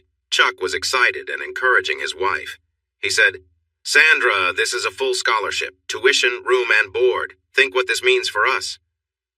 Chuck was thrilled about his wife's opportunity, while Sandra seemed uncertain. Chuck asked, "Where exactly is Martin's again?" Allie replied, "Outside Augusta, Georgia." Chuck nodded, ready to explore any chances in the area with his company. Tom said, "Let's go tell my mom." They drove to Tom's parents' house and shared the offer from Martin's. She had the same reaction as Sandra. They decided to meet the next day for a pizza picnic to celebrate the scholarships and discuss their next steps. Later that night, Tom sighed as he relaxed after spending time with his wife. Allie lay down beside him and said, "I really needed that. That was great." Tom chuckled. "I think I'm starting to understand." Allie smiled. "Sometimes I just need you to take charge. It doesn't have to be rough, but I like it when you're confident. Mostly I enjoy gentle moments, but every now and then I want to feel that intensity, just knowing I belong to you." She kissed him warmly. After they kissed for a while, Allie cuddled against his chest. Tom heard some noises from her parents' room. He was now used to it. Allie sighed and said, "Did you hear that? I want that. They have been together for almost 20 years and there's still a spark between them. That's why I'm loyal to you. I want the kind of love my mom has. Kids often look up to their parents. You can see my mom sometimes giving my dad kisses that say it all." She passionately kisses him, showing how much she wants him. It's a little surprising until you see how deep her feelings go. She desires him even after all this time, and that's something special. Thursday, May 17th, 2017.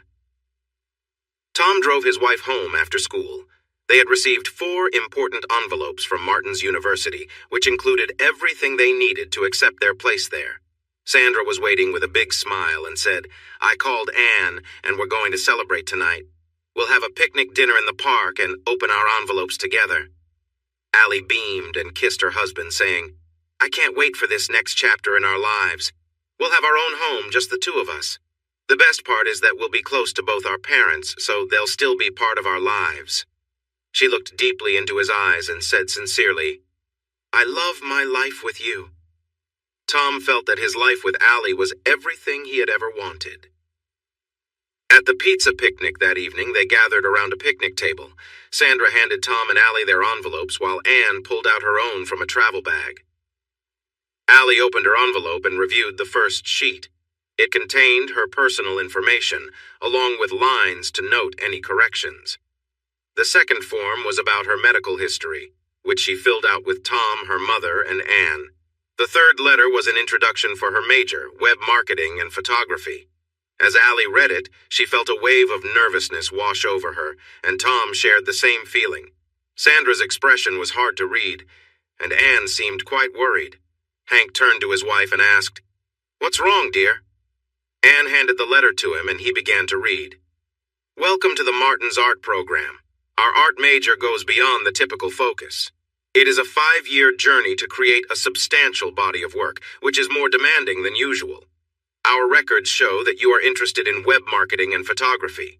This program requires you to develop a body of work in 3 themes along with completing the core requirements. Please list several themes you'd like to explore briefly, as they will need to be approved." The rest of the letter discussed how classes would be structured. It mentioned that students in photography would need to engage in certain activities for their work, and those taking part would earn credits to help them collaborate with others in the program. The system was called Pose Exchange. At the bottom of the letter, there were options for the types of classes where models could pose. Please indicate your availability for these classes. You must choose at least 3. Life drawing, MF sketching with pencil and charcoal classic photo, MF posing in a classical style, glamour photo, F posing in a glamorous way, acrylic nudes, MF posing for a painting class, long poses, watercolor, MF posing for a painting class, long poses, clay sculpture, MF posing for a sculpture class, long poses, photo reenacting classics, MF reenacting famous artworks, reenacting glamour, F posing like in a well-known magazine, male physique, M posing in a simple manner, the classic male, males posing as in classical art, photo couples, MF posing together in classic stances. Note that close proximity is needed. Non-explicit attached is your pose exchange code, 15cal008. Hank finished reading the letter and chuckled.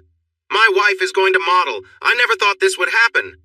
Anne asked, "And you're okay with that?" Hank replied, "I always enjoyed how confident you were." Anne said, "That was a long time ago and that was different." Hank continued, "And this is an amazing chance for a free college education with free housing for 5 years and free food for you, with discounts for me." Anne worried, "But everyone will know what I look like." Hank reassured her, "As long as no one bothers you, I'm fine. This is a great opportunity for you. Take it. I'm supportive." Allie looked at Tom and asked, "Are you okay with all of this? We talked about the drawing class, but I didn't fully understand it. I have to pose for photos a lot." Tom thought for a moment and said, "There are already many pictures and videos of you out there. We should talk about our limits, but I'm okay with it. If you were to get close with someone else, that would upset me. A lot of people have seen your pictures, and it doesn't bother me. In fact, I think it shows your confidence." Allie nodded and laughed. "Oh, no. You'll have to pose too. I vote for male physique." Tom gasped. "Oh, no." Sandra laughed.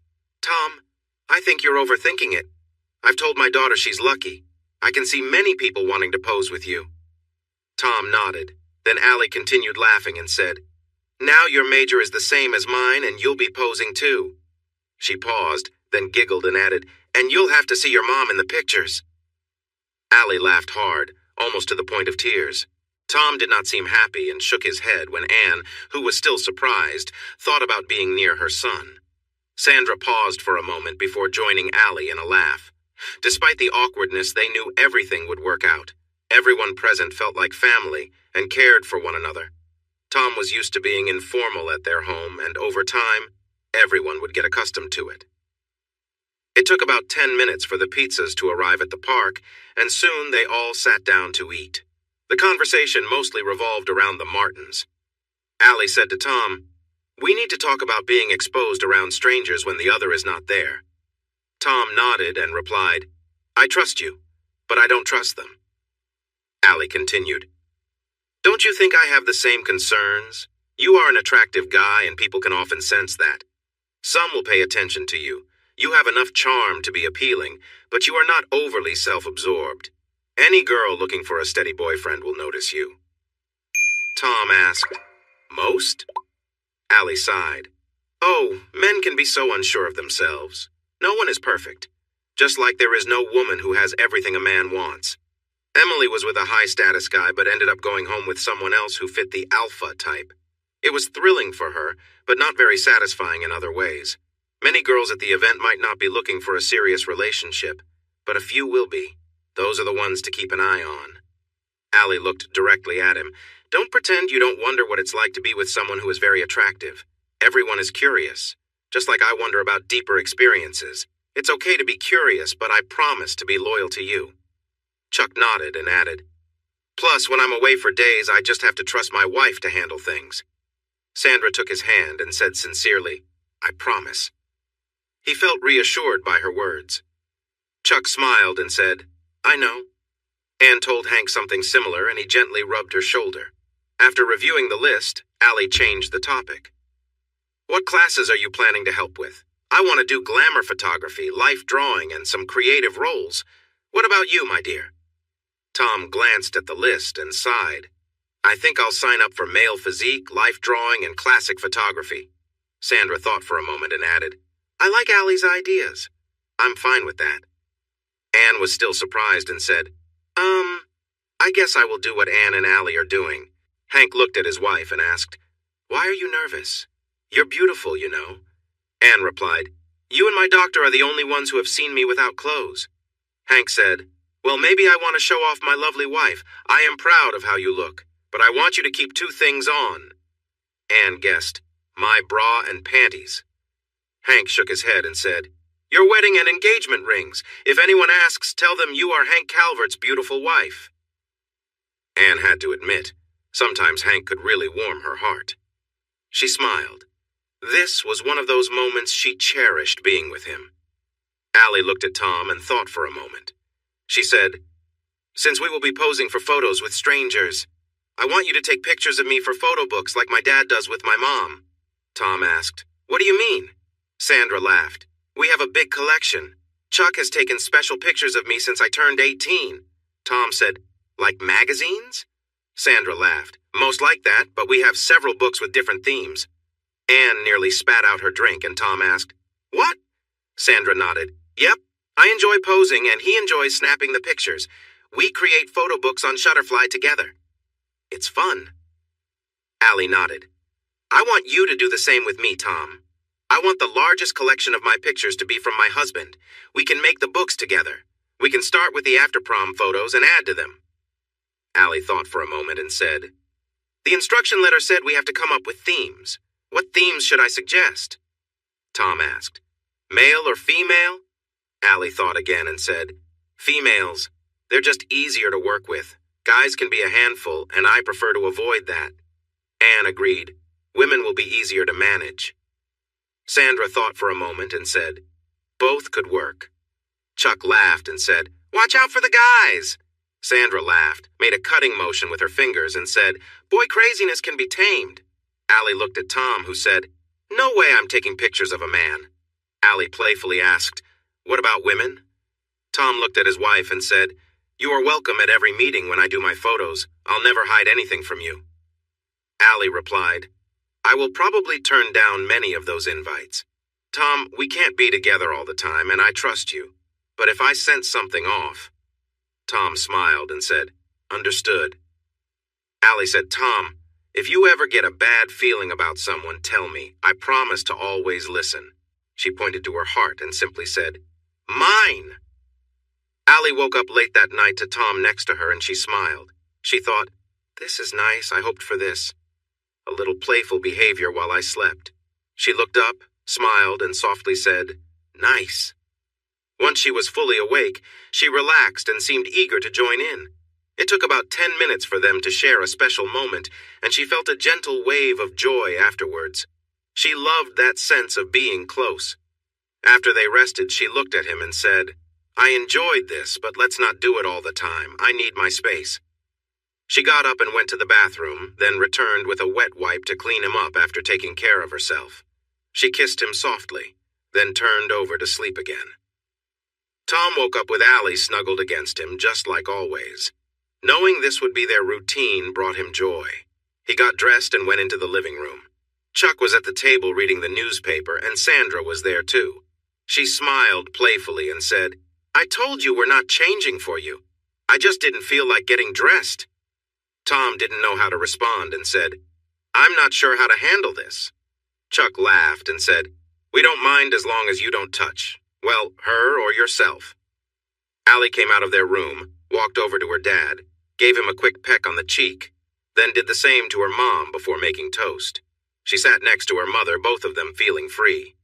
Allie smiled at him, and her happiness made him happy too. Chuck thought it was all normal. At 9, he got up and said, "Time to head to the lake. Your dad texted me he'll be here in 5 minutes." Tom didn't notice the playful exchange of glances between Allie and her mom. Chuck brought out his fishing pole and tackle box and set them on the porch. Tom's dad, Hank, arrived in his old car with fishing gear on the roof. Allie and Sandra came out to wave goodbye. They arrived at the lake around 10 minutes after 10 and headed to the dock where Chuck's old boat was tied. Once they were all set, Hank asked, "Can someone explain what I saw this morning?" Chuck laughed. "Our household has always been relaxed about clothing. When my wife said she liked being unclothed at home, I didn't see a reason to argue. Allie was just raised to dress for comfort. Since we live far from the road, she rarely put on clothes unless she needed to." Hank replied, "That's very different from how we live." Chuck chuckled. "Not for me to judge. Anyway, you know Allie enjoyed being carefree after prom. Honestly, I was more worried about the drinking. Tom was fine with it, and his wife didn't mind either, so it seemed like they wanted to see how you would respond. They were joking around. Hank asked Chuck, "You don't mind other guys seeing your wife?" Chuck replied, "No. Just remember, soon we'll all be at Martin's and she will need to model." Hank nodded and turned to his son, Tom. "You really don't care who sees your wife?" Tom shook his head. "As long as no one gets too close. At Martin's, she'll be modeling a lot, and I trust her. I can't be overly strict in our marriage. Plus, I might have to do the same." Around 1 in the afternoon, Tom received a picture message from Allie. Her mom had sent a picture of Allie in a dressing room. She was wearing a white top and nothing else. The message asked, "Would this top look better in blue?" Another picture came next. This time it showed Allie in the same dressing room. The text asked, "Want to see what I did after this?" The following image showed her in a different pose at a display rack. Then there were a few unplanned pictures taken in the dressing room. The last picture showed Allie looking through a clothing rack. The message read, "We were asked to leave." When they got off the boat that afternoon, Hank turned to Tom. "Your mom wants a favor. Your cousin Phil is getting married, and you've been invited to the bachelor party." Tom sighed. "Let me guess. A party at the VFW with entertainment. I'm sure Allie will love that, no thanks."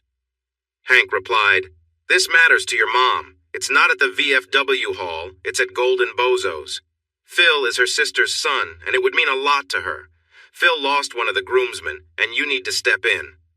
Tom said, "But my wife, Allie won't be happy about this." Hank added, "Your mom thought of that too. Allie is invited to the bride's bachelorette party the same night at mail delivery." Tom shook his head.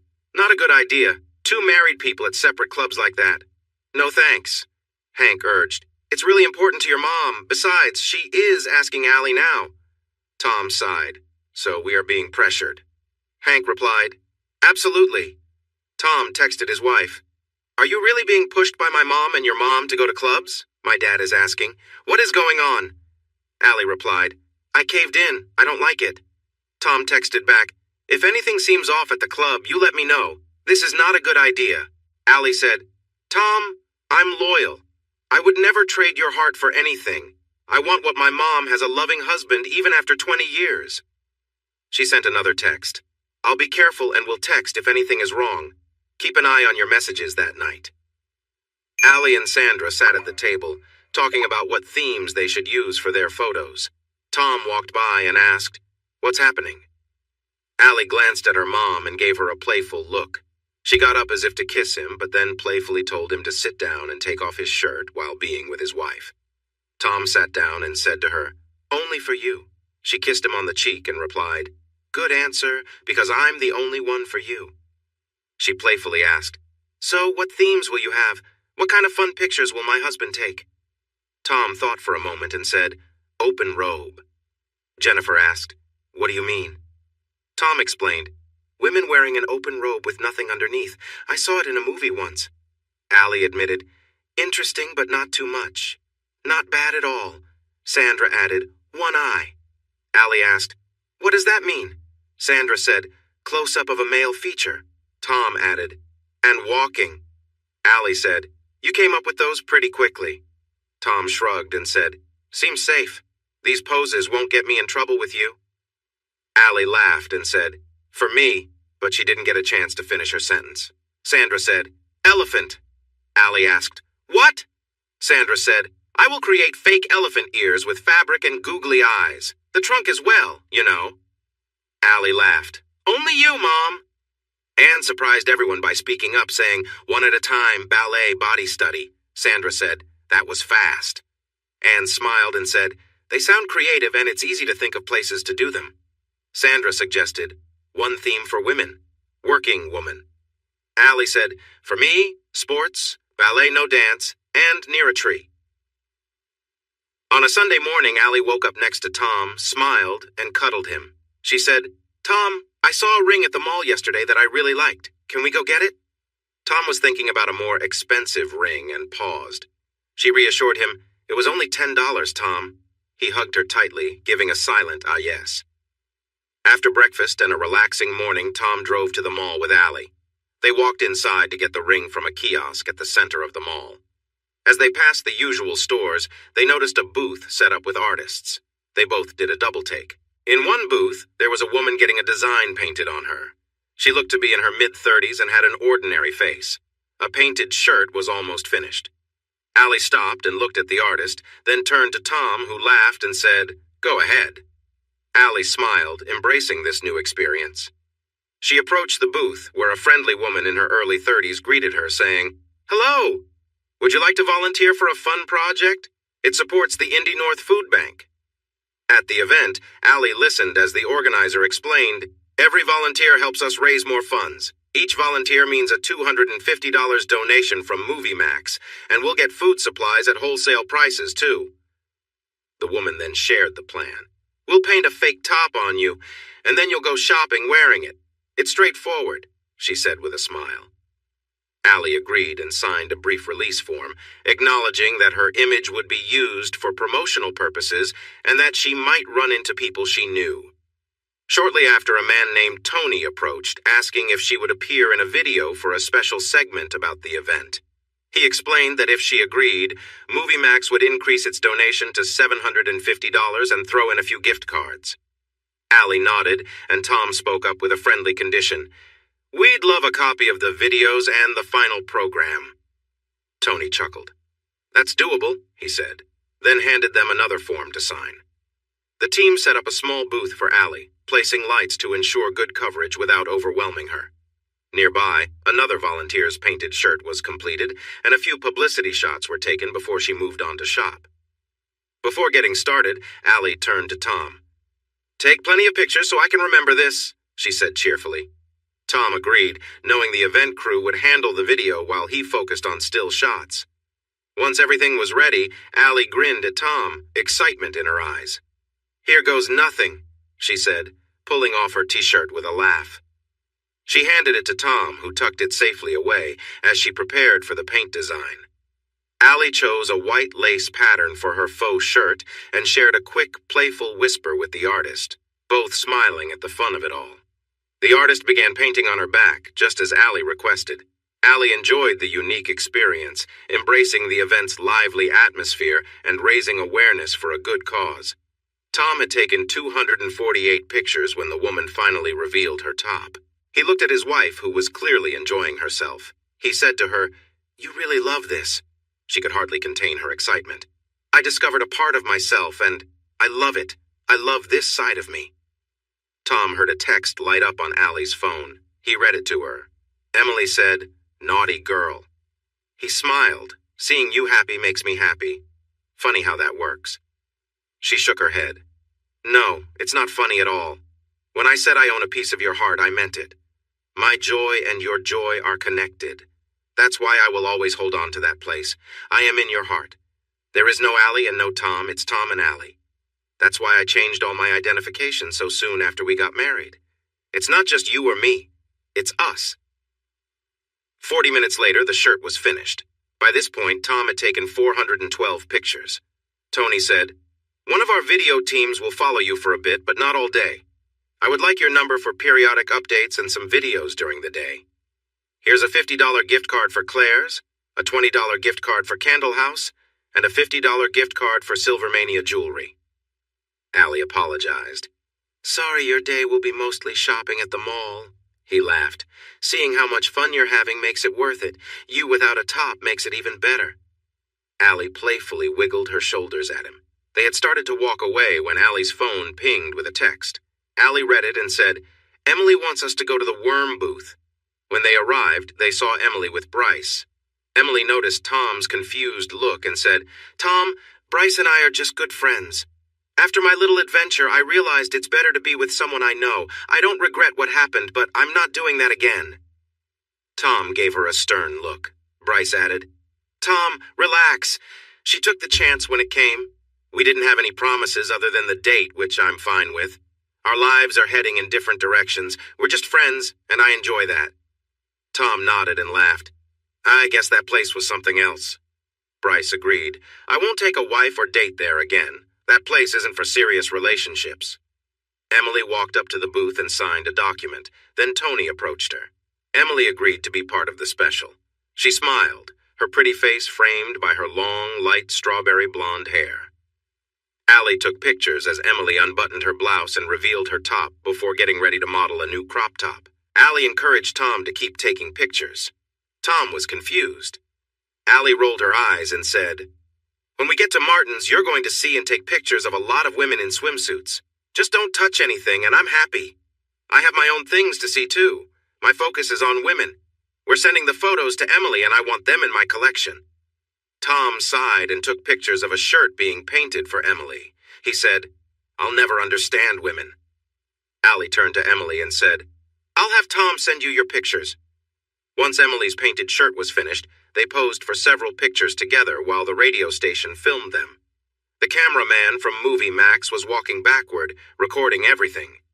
Allie took Tom's hand but was mostly chatting with Emily about which stores they wanted to visit.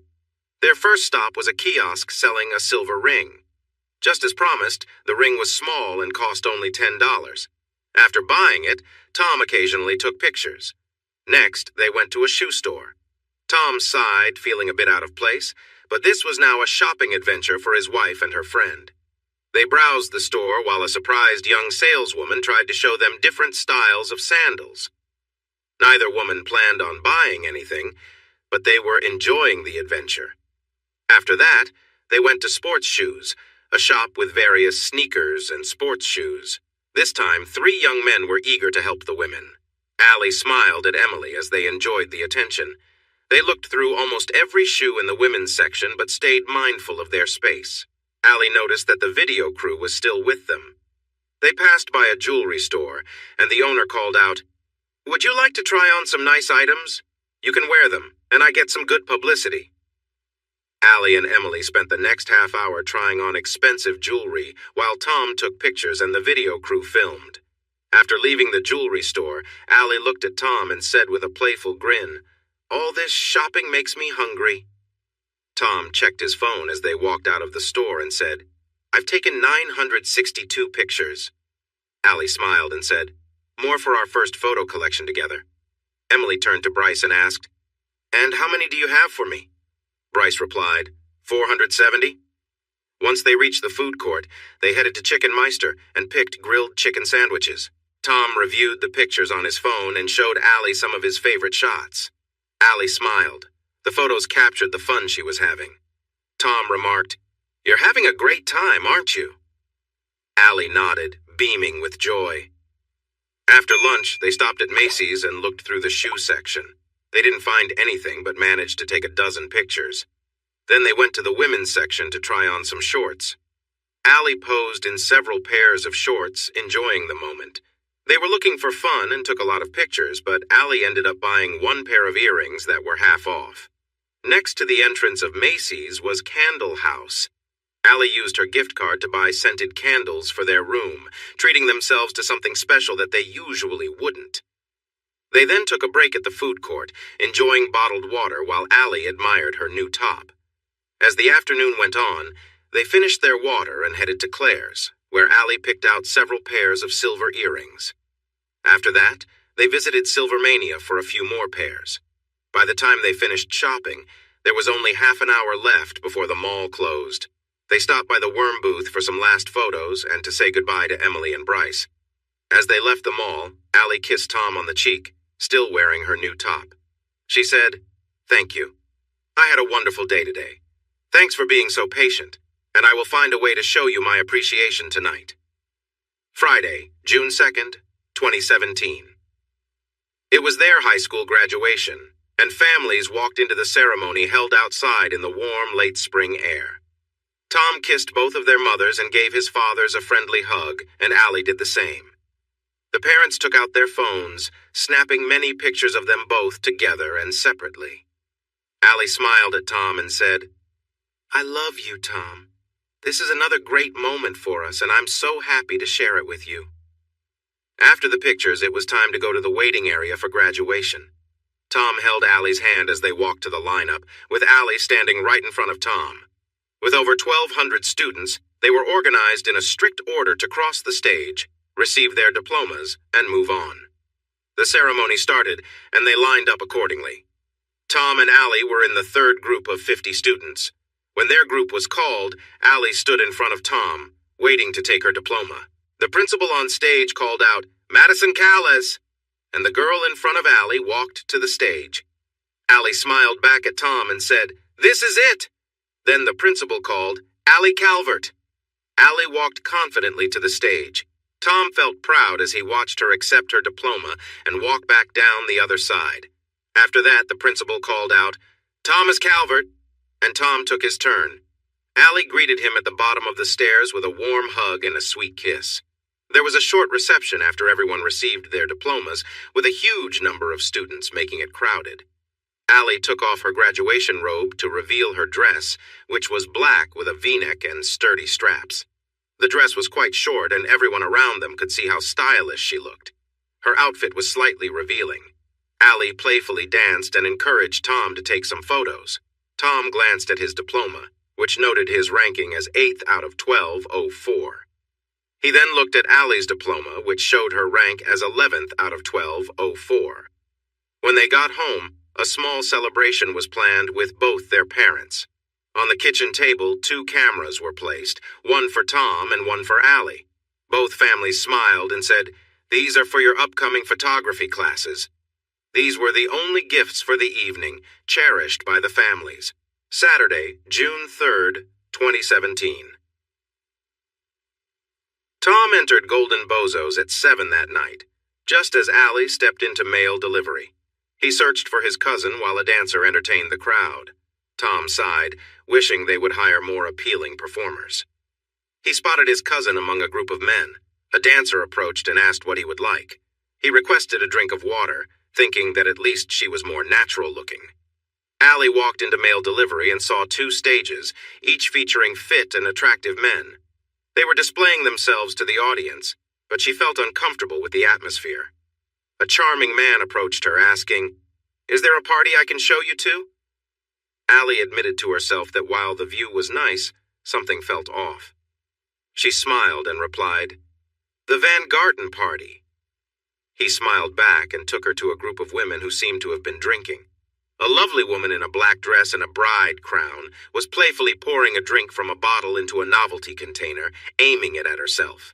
She noticed Allie and said, "You must be Allie, Tom's wife. I'm Hannah. Welcome."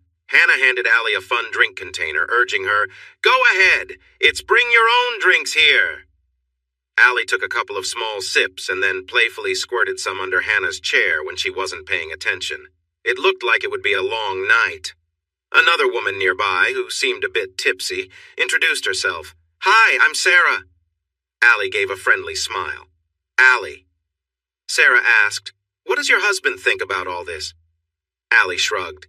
"He's not a fan, but he's at the bachelor party, so I guess we both have our places tonight. What about your—" She noticed Sarah wasn't wearing any rings and asked, "What does your partner think about this?" Sarah replied, "We broke up 2 months ago, so I'm just here to enjoy myself." Sarah leaned a little too far and nearly toppled off her chair. It was clear that she had drunk too much. Allie sighed and thought, what a long night. She secretly poured more vodka out under Hannah's chair. A dancer approached and moved in front of Allie, getting too close for comfort. He was handsome, but she felt overwhelmed. Allie took out $1, gave it to him, and pointed to Hannah, saying, "Bride."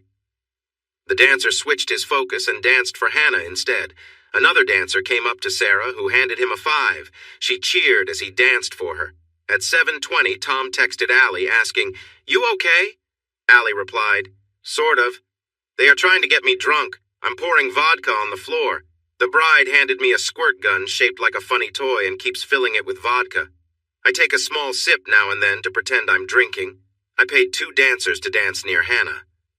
Tom texted back, "Don't get too close, but enjoy the performance. Just keep pouring out the vodka. Have fun, but stay mindful. I won't worry unless you get too close. The dancers here aren't great. You have it better than what I'm seeing, just some topless dancers who look really fake. Not impressive." Allie responded, "That's not true." Tom wrote, "There was one cute waitress, but the dancers aren't attractive." Allie replied, "Just enjoy your show, don't get too close." Tom texted, "Maybe if they had someone who looked more natural." Allie texted, "The guys are nice to look at, but they stare at us like we're easy targets. One dancer seemed to be checking me out. He looked good, though." Tom replied, "Just enjoy the view. I'm okay." Allie texted, "No touching." Tom texted, "I'm fine, really." Then another dancer came out. Tom sighed. The next dancer was pretty, but had very large, clearly fake features. This one had red hair and quickly took off her top, trying to impress the crowd, but it didn't look natural. Tom sighed again. By 7:30, Allie was still mostly sober and working to keep the vodka hidden under Hannah's chair. She thought about how much vodka she might have wasted, but reminded herself to stay in control. The after-prom party was supposed to be fun, but she felt a bit lost tonight without Tom watching out for her. At 7:45, the announcer at the club said, "Tonight at 8, we will have our bi-weekly amateur night." As 8 o'clock approached, 9 women lined up on stage. 3 were clearly experienced dancers in revealing outfits. 2 seemed really nervous, 2 looked a bit anxious, and 2 appeared confident. At the event, Tom noticed a mix of professional performers and amateur participants, all taking the stage for the club's amateur night. One woman, clearly new to performing, seemed nervous but managed to step up with confidence, which Tom admired. The announcer called out, "Coming up at 8, we have our bi-weekly amateur night, don't miss it." By 8 o'clock, Allie had enjoyed a few drinks and was watching the scene unfold, clapping along to the music but keeping her distance. She noticed the lively atmosphere and the enthusiastic crowd. A tall, well-built dancer came over to perform near her, moving with great energy. She handed him a small tip and laughed, playfully asking him to give her a little more space. He obliged, dancing back and forth to keep her entertained without getting too close. She smiled and clapped, appreciating the fun energy. While Allie enjoyed the performance, Tom texted her saying, "It's amateur night, wish you could join in." Allie replied, "I think I'd like that. Are you okay with it?" Tom responded, "As long as we make sure it's all planned out, I'd be happy for you to join. I'll let you know how it goes." Allie replied with a grin, "Sounds like fun. Are the amateurs better than the pros?" Tom texted back, "Honestly, the amateurs bring a lot of energy. It's a mixed crowd, but they're more fun to watch. Next amateur night is in 2 weeks. It's a relaxed environment here." Allie smiled, replying, "Enjoy the show. The atmosphere here is pretty lively too. I tipped a dancer to give me a bit more space to enjoy the view, and he got the hint." She added, "Oops, getting the side eye from someone here for texting too much." The first performer of the night appeared to be an experienced dancer, taking a more practiced approach. Next up was a young redhead in a formal gown, looking both excited and a bit shy. She started her dance gracefully, and even with a few hesitant moves, her performance had a natural charm that stood out to the crowd. The next performer was a woman in a bikini, who came out to an upbeat song with a light-hearted energy. Though her performance was simple, it had a unique, relaxed feel that the audience appreciated, adding to the fun of the evening. Natural acts were more pleasant to see than the fake ones. She performed her 3-minute song and then left for the next performer. The next contestant was also a bit nervous. She was a pretty blonde with hair that reached her shoulders, about 30 years old. She wore a black bikini that revealed quite a bit of her figure but was a bit more covered on top. She walked to the front of the stage as her song played. When she reached the front, she revealed more of herself. From the crowd, it sounded like one of the men was her husband, saying, "Love you, honey, you look amazing." This guess was confirmed when she walked right to him after her performance and gave him a warm kiss. The show continued for about 45 minutes, wrapping up just before 9. The judges raised their hands over each woman in turn. Tom sighed, noticing that the audience was more excited about the performers with the fake enhancements. Tom texted his wife, "Still having fun?" Allie replied, "Yeah, feeling pretty good now. I've paid for a few dances. I wish they would stay back so I can just enjoy the view. Some of the dancers are just dancing."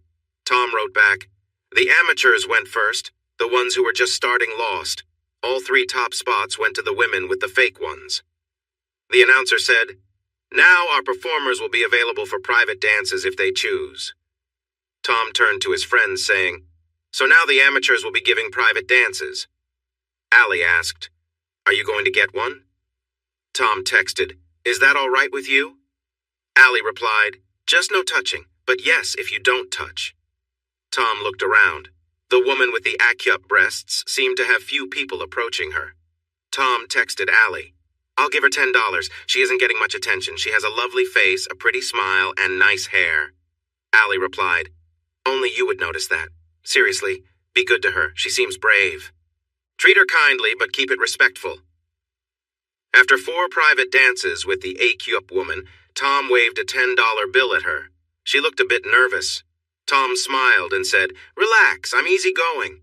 She smiled back. Looking closely, he noticed she looked about 25 years old. Up close, her face and hair were even more striking. She introduced herself, "I'm Amber." Tom returned the smile. "I won't be overwhelming. I'm Tom, here for a bachelor party. My wife is across town at a bachelorette party. I told her you were cute and brave, and she thinks you are just brave, so she suggested I ask you for a dance." Amber looked surprised and said, "Your wife?" Tom nodded. "Yep. We are heading to Martin's University, where we will be part of an art program. This means we will be around a lot of people, and we need to be honest with each other. We talked about rules and set our own boundaries. I have to keep my hands at my sides." Tom handed her a $10 bill. Amber smiled and gave him a playful dance. When she got a bit too close, he gently moved away. Amber then adjusted her position and sat in his lap. Amber stayed there and playfully moved a little, saying, "At least someone appreciates me. Your wife must feel secure." Tom showed her some text messages on his phone. She looked surprised and asked, "Do you think I have a pretty face?" Tom was taken aback and replied, "Of course, you're very pretty." Amber stood up and her eyes started to water.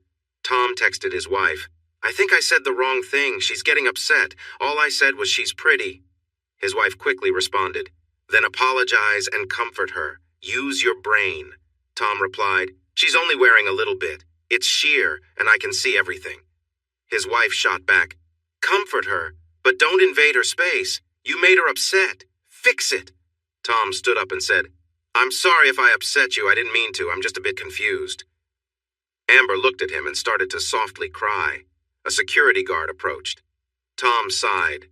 Amber wanted comfort, and Tom was there for her. She stepped forward and hugged him. Tom kept his hands at his sides as she quietly shook.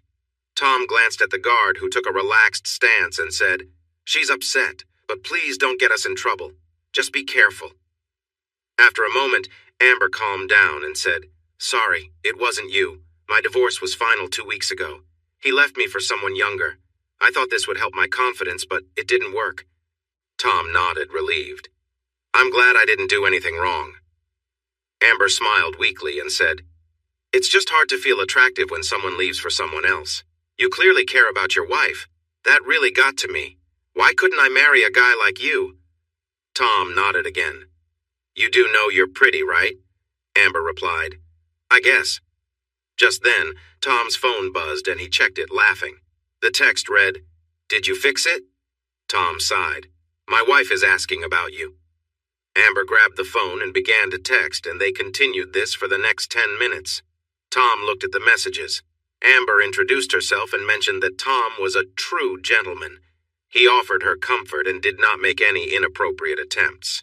By the end of their conversation, they had exchanged phone numbers and made plans to meet for lunch the next day. Tom looked at Amber and said, My wife just became friends with a woman who made quite an impression on me. Amber laughed and nodded. She thinks very highly of you. Amber sat next to Tom and they chatted about everyday things. Tom listened as she shared her story about discovering her husband's unfaithfulness and her subsequent divorce. He just listened to her sad story, and she soon forgot that she felt exposed. Tom received a text from his wife and looked concerned. At 9:30, Allie was feeling tipsy. Though she was not stumbling, she recognized the sensation from after prom night. Hannah stood up and exclaimed, It's time for the fun room.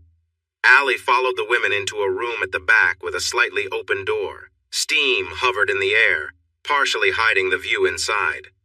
The room was about 15 feet on each side, with a faux leather bench around the edges. Allie took a seat near the right side, joining the other women. 2 performers entered and started to entertain. Another performer went from woman to woman. When one performer came in front of Allie, she felt uncomfortable. She quickly handed a $5 bill to Hannah and said, For the bride. 20 minutes later, Allie had become quite tipsy as the drinks took effect. She watched as Sarah interacted with one of the entertainers. Another 2 performers arrived, and one caught Allie's eye. He seemed to be looking her over, but then turned to entertain someone else. Allie was just sober enough to realize this wasn't a good scene for her. It took a moment for her to come up with a plan. Tom received a text that said, Need you here now? He got up, showed the text to Amber, and left. 20 minutes later, Tom arrived at the front of the club and texted, I'm here. He didn't see Allie and started to worry. It took 5 minutes before Allie came out, a little unsteady, and got into the car. Tom asked, What happened? Allie replied, We went to a back room. When things started getting out of hand, I decided it wasn't for me. I went to the bathroom and sent you that text from there. Tom smiled, kissed his wife, and said, I'm so proud of you.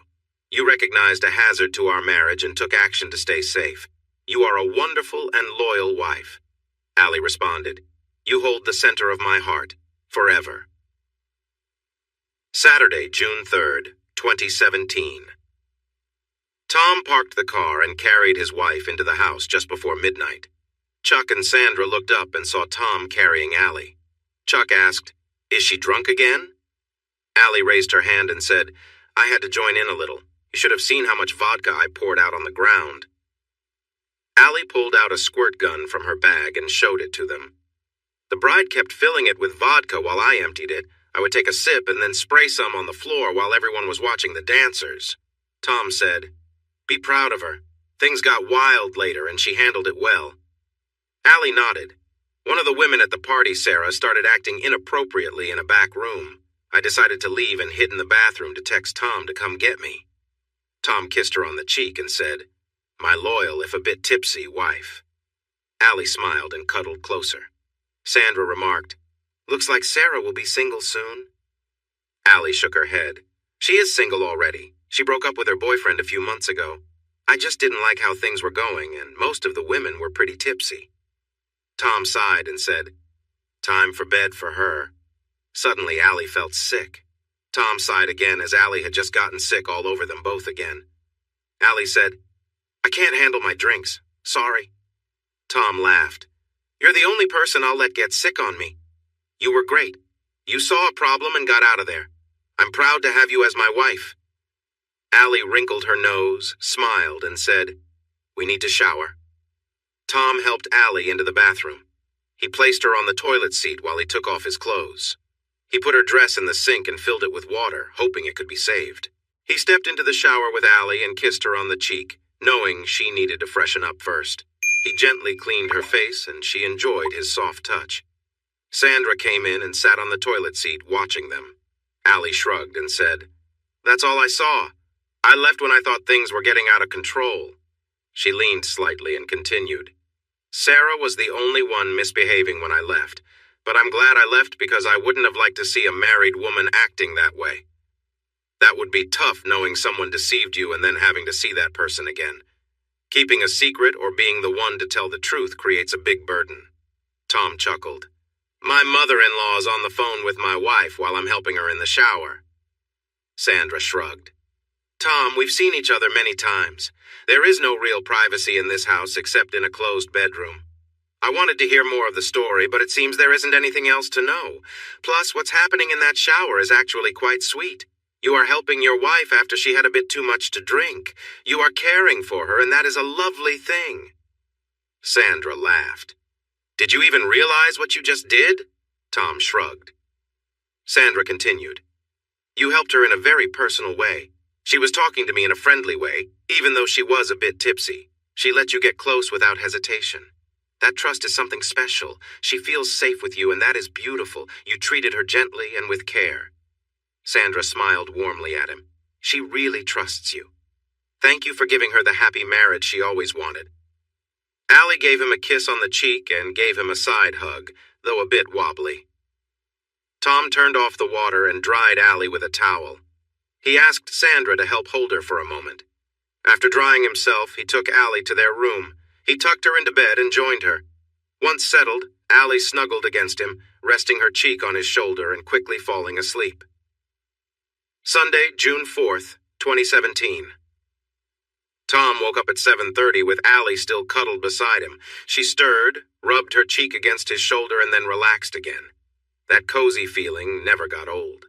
Tom turned to hug her tightly. She hugged him back, opened her eyes, and said, "Good morning." Their eyes met, and his deep love for her sparkled back. She sighed happily. It felt great to forget about the troubles of the night before, including turning down the charming Tyler Jensen, thanks to the warmth of Tom's love. She shifted to the edge of the bed as he sat up and playfully took his hand, leading him to the bathroom and handing him a toothbrush. Tom asked, "How are you feeling?" Allie replied, "A little headache, but not too bad. It wasn't as crazy as at the after-prom." A moment later, she leaned in and kissed him, making it a joyful greeting. "Good morning." They headed back into their room where Allie playfully lay back, looking relaxed. She softly whispered, "Let's have some cuddles." Tom loved how Allie expressed her feelings so clearly. There was no guessing at all. Tom lay on top of Allie, kissing her gently. As they kissed, Allie felt a warm thrill. She enjoyed this closeness and the feeling of his body against hers. It made her feel special. After a while, Tom's phone beeped with a text message. He didn't pay attention to it and relaxed with Allie resting partially on his chest. Then the phone rang. Tom saw it was his mom calling. His mom said, "Tom, what happened last night? Phil called off the engagement." Tom reacted with surprise. "Oh, no." Allie noticed and moved a bit closer. Tom replied, "I'm not sure, but maybe Allie can explain." He handed the phone to Allie. His mom asked, "Allie, what happened last night?" Allie explained, "I left early. We were at a private party and things were getting out of hand. One of the guests started acting inappropriately and I decided to leave. I texted Tom to come get me. His mom said, 'I encouraged you to go. I'm so sorry.' Allie reassured her, 'I left before anything went wrong. Tom and I are good.' His mom replied, 'But I sent you there. I feel terrible about this.' Allie said, 'Mom, everything is fine. I left before anything inappropriate happened. We are happy together.' Tom was surprised by how straightforward Allie was about their relationship. She thought intimacy was something for married couples to enjoy fully. Growing up in a house where her mother openly discussed such matters had influenced her. After some more conversation, Allie gave the phone back to Tom. "Mom, everything is all right. Allie showed she is a devoted wife. She recognized the situation and stepped away." It took a few more minutes to finish the call. Tom texted his cousin Phil. "I heard you ended things." Phil replied with links and just one word. "Why?" Tom clicked the first link. It led to a video showing the scene he feared. He saw Sarah behaving inappropriately, and shortly after, Allie left the room. The video continued, and more guests were seen doing things that could hurt their relationships. Tom noticed that a couple of women with rings on their fingers looked uncomfortable, shared glances, and left. In the next video, the situation escalated further, and Tom fast-forwarded to the end, where many women were crossing lines that jeopardized their commitments. He felt uneasy watching part of what had transpired. Allie took a deep breath, letting the moment sink in. Tom gave her an encouraging smile. "You handled that so well. I'm really proud of you." Allie managed a small smile, though she still felt uncertain. But those connections from the past, they're gone. Only a couple of friendships remained before trust was broken. If there's one video out there, others may have copies. Tom thought for a moment. Whoever shared it may not have thought it through either. You can view more if you want, but I think I'll skip the next links. He paused. I wonder who actually recorded them. Allie shrugged, thinking back. Honestly, I don't remember everyone who was nearby back then. She shook her head, deciding to move forward. Let's skip it. Amber's coming over for lunch soon anyway. You've been officially dismissed, she added playfully. Amber and I are going to relax and probably talk about how lucky I am to have you. With that, Tom left to join Chuck in the living room where Sandra was chatting. Chuck looked up as Tom entered. Hey, want to go fishing? Just down the road at the river? It sounds like you've been temporarily kicked out. Tom chuckled. Seems I have. Allie invited Amber over, so it's probably best I give them some space. Chuck laughed in agreement. Let's go. We've got a few hours. I'll need to be back by 4. After their fishing trip, Tom returned to find Allie and Amber relaxing in the backyard, enjoying the sunny afternoon. Allie waved and laughed. We're just getting some sun. Amber and I took some pictures of me. I'm thinking about putting together a photo book for you, capturing different memories we've made. They all laughed and spent the afternoon enjoying a peaceful moment together. Later, Sandra came out with a pitcher of iced tea and asked Tom, Could you grab us some Chick-fil-A for dinner? Tom agreed, heading out for their order. About 40 minutes later, Tom returned with bags of food, ready for a backyard picnic. As he walked over to set the food down, Amber playfully took the bags from him, and just as he was about to sit, Allie pulled a light-hearted prank, tugging at his pants with a laugh. Tom, momentarily surprised, stumbled back, laughing as well. The group enjoyed the laughter and light-hearted moments, all in good fun. The family picnic continued with jokes, stories, and a relaxed atmosphere, everyone simply enjoying each other's company as the sun began to set, wrapping up the day with smiles and warm memories. Tom and Allie shared a warm, quiet moment together, her love and affection for him clear in her eyes. She looked at him with a deep admiration and said softly, I love you so much. It's hard to even put into words. Tom smiled, a little surprised by her openness. Earlier, Allie and her mom had been encouraging their friend Amber, talking about finding trust and love in relationships. They shared stories of loyalty, with Allie even recalling a time she'd chosen Tom over someone else, emphasizing how deeply she valued him.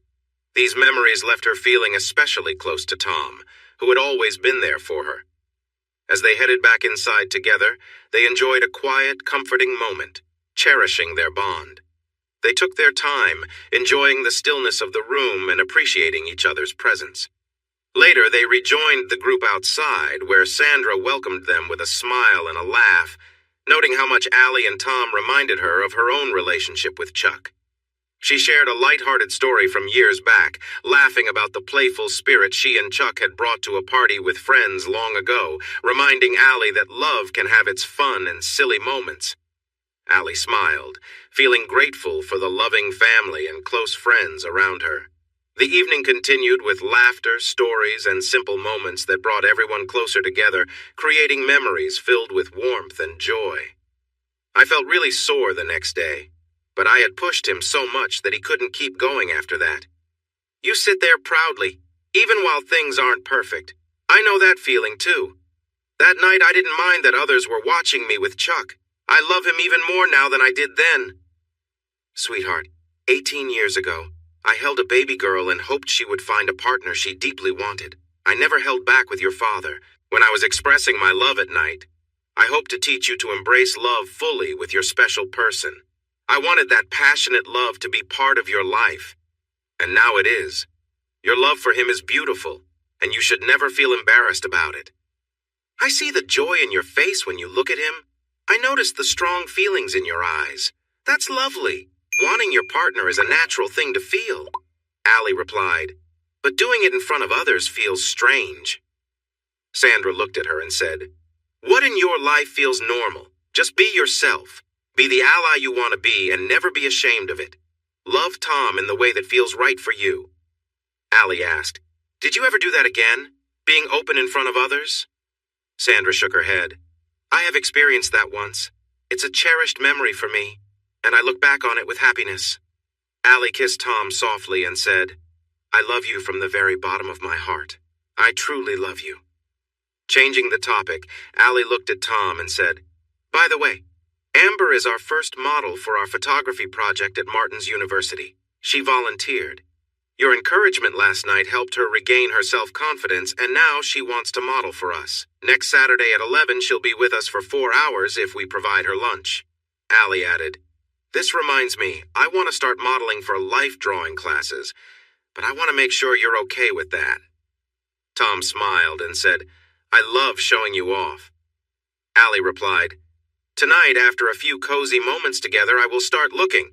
You will stick around, right? Maybe take the class while I pose? Tom nodded. He was good at drawing, but not at the same level as Allie. At 6:30, a BMW X5 rolled into the driveway while Tom was helping clean up after lunch. 3 men got out of the car and Tom asked, how can I help you? One man introduced himself. I'm Cal, and these are my friends Ben and Nick. Tom replied, I'm Tom. What brings you here? Cal said, we heard you got some links to videos. Our wives were at the gathering last night. Tom felt uneasy. He noticed that all 3 men looked upset. He noticed that the others looked uneasy when he made a pained expression. Tom asked, what do you need? Cal replied, tell us if our wives were unfaithful. Tom was surprised. What do you mean? Cal explained, someone sent links to those videos from the bachelorette party to the husbands. We don't want to watch them, but your cousin said you might have access. Did our wives betray us? Tom said, I saw 2 women leave. One was blonde, the other had dark brown hair. I don't remember anything else. Allie walked through the room casually, catching everyone's attention. The men turned to Tom, looking confused. Cal said, sorry to hear about your wife's behavior. Tom shook his head and said, she hasn't done anything wrong. She just prefers not to wear clothes. It's not a big deal and I don't get jealous. She even said no to someone before he passed away. Ben chimed in, I would never get involved with someone else's partner. Allie approached and asked, what's happening? Tom put his arm around her and explained, Allie was there last night. He turned to his wife and added, these are the husbands of 3 women from the party.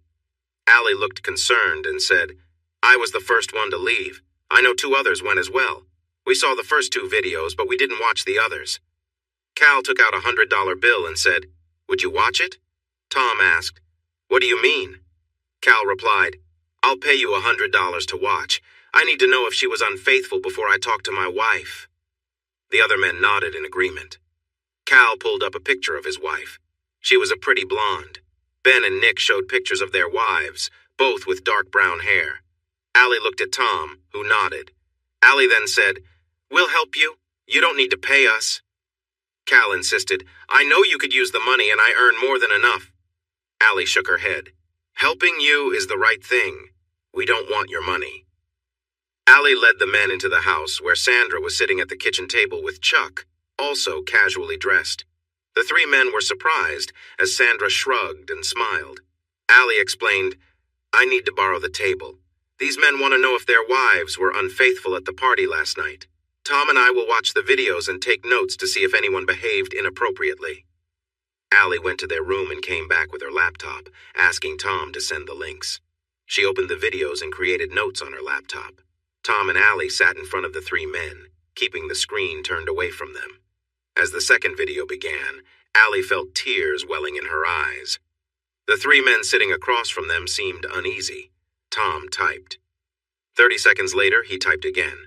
The men shifted in their seats. After the third video, Allie was in tears against Tom's shirt.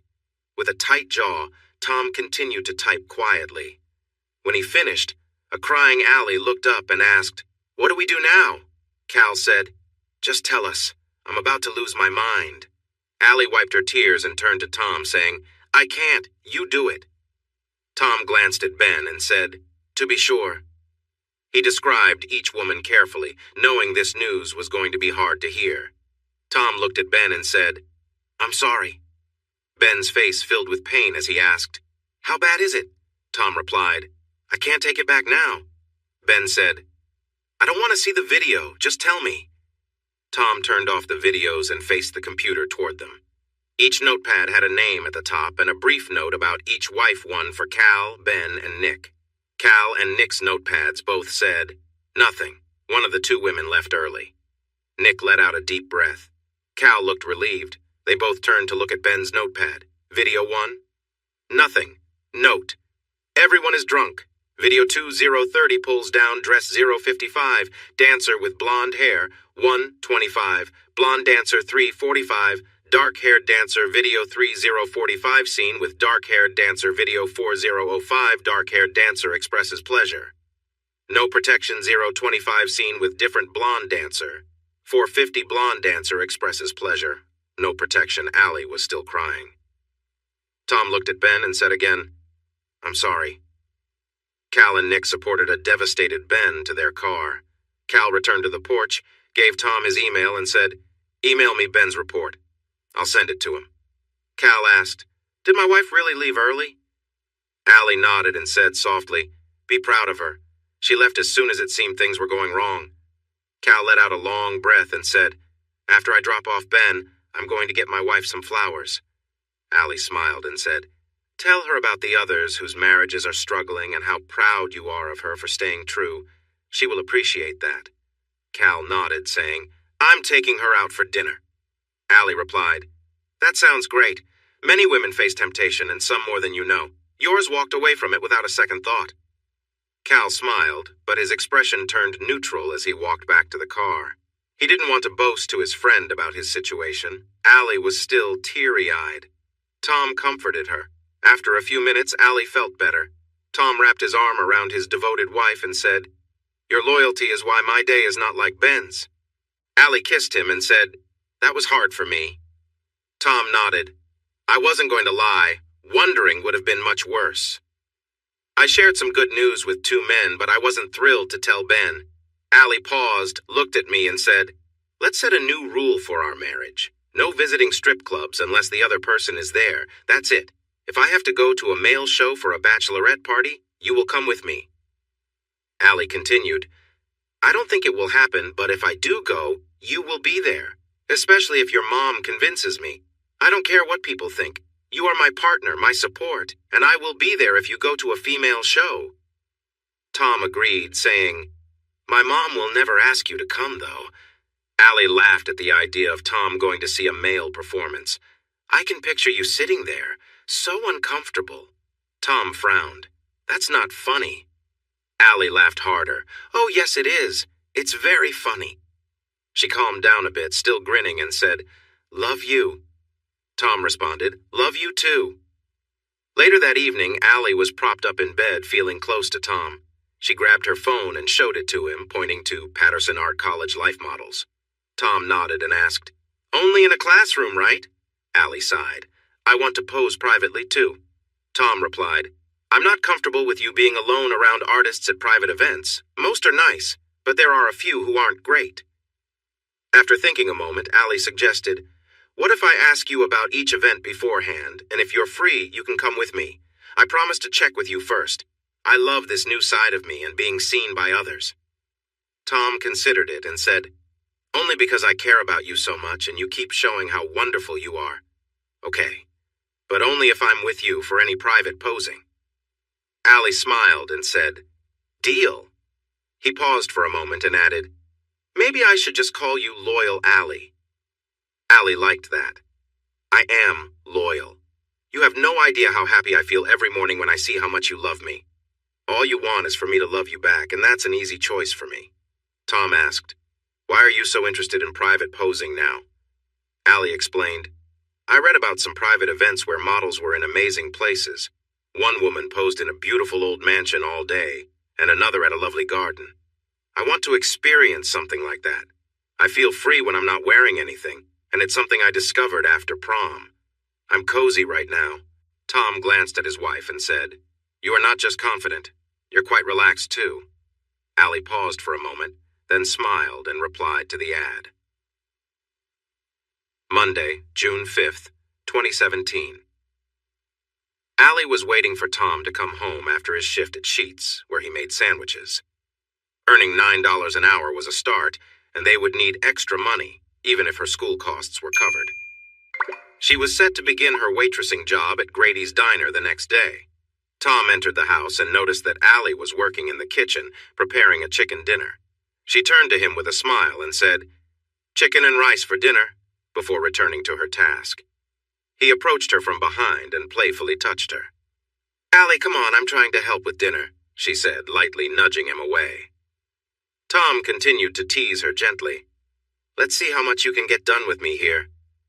Allie liked the fun challenge and took a wider stance, still focusing on preparing the chicken. After a few moments of playful touches, he gave her more attention, and she found it harder to concentrate on cooking. She kept mixing the rice and onion soup mix while smiling, excited that she was almost finished with dinner. Ha ha! I finished! Now while it cooks, my amazing husband will give me some attention. He playfully nudged her, showing he wanted to be close, gently encouraging her to enjoy the moment. After a few minutes, they shared a lovely moment together. Allie then retrieved a towel and remarked, Only someone truly in love would enjoy this feeling. I must really love you because this feels nice. She smiled at him, playfully dancing away, and said, Grab the plates. Dinner is ready. She turned towards him, and Tom gazed at Allie, admiring the woman he loved so much. She grinned, loving the way he looked at her with affection. He finally said, You are just so beautiful to me. She felt warm inside, completely enchanted by his words. An idea began to spark in her mind as she glanced over towards the living room, hoping her day would continue well and that her mom would not come home early. She set the plates on a small table in the living room and said, Lay down next to the table. She grabbed a few large cushions to help support him and then gently laid him back down, starting to give him a good rub. He looked confused and asked, What? Once he felt better, she sat down beside him and began to cut up the chicken, feeding him a piece and taking one for herself too. He smiled and relaxed, enjoying the time spent with his loving wife. When only the rice was left, she stood up and moved the plates to the table as he took his seat next to her. She laughed and said, I just had to be with you like that, and dinner was almost ready. She giggled and added, Besides, it was fun, but I couldn't feed you rice while you were lying back like that. You would have ended up covered in it. He smiled back and said, I was surprised I felt better. You really know how to take my energy. She smiled and replied, And making you feel that way brings me joy. Never doubt how much I care for you. After dinner, Allie went to the bathroom to freshen up. When she came out wearing just some sporty shorts, she said, Time to head to Patterson Art College. Tom asked, Did you forget something to wear on top? Allie shook her head and said, Nope. Any place that allows men to go without shirts, I can too. And I choose to do the same. As they entered the art building, Allie wore only her sporty shorts. Tom held the door open for her, and they walked into the lobby, catching a few curious looks. As they walked down the hallway, she reminded a security guard that women had the right to be without shirts if men could, and there was no sign preventing men from entering without a shirt. They arrived at the art room about half an hour before class. Inside, an instructor at a desk looked up and laughed. She said, You must be our new model, or someone just walked in to take off their clothes. Allie smiled and said, Remember the agreement. I don't need to wear anything between classes or poses as long as I'm in this room.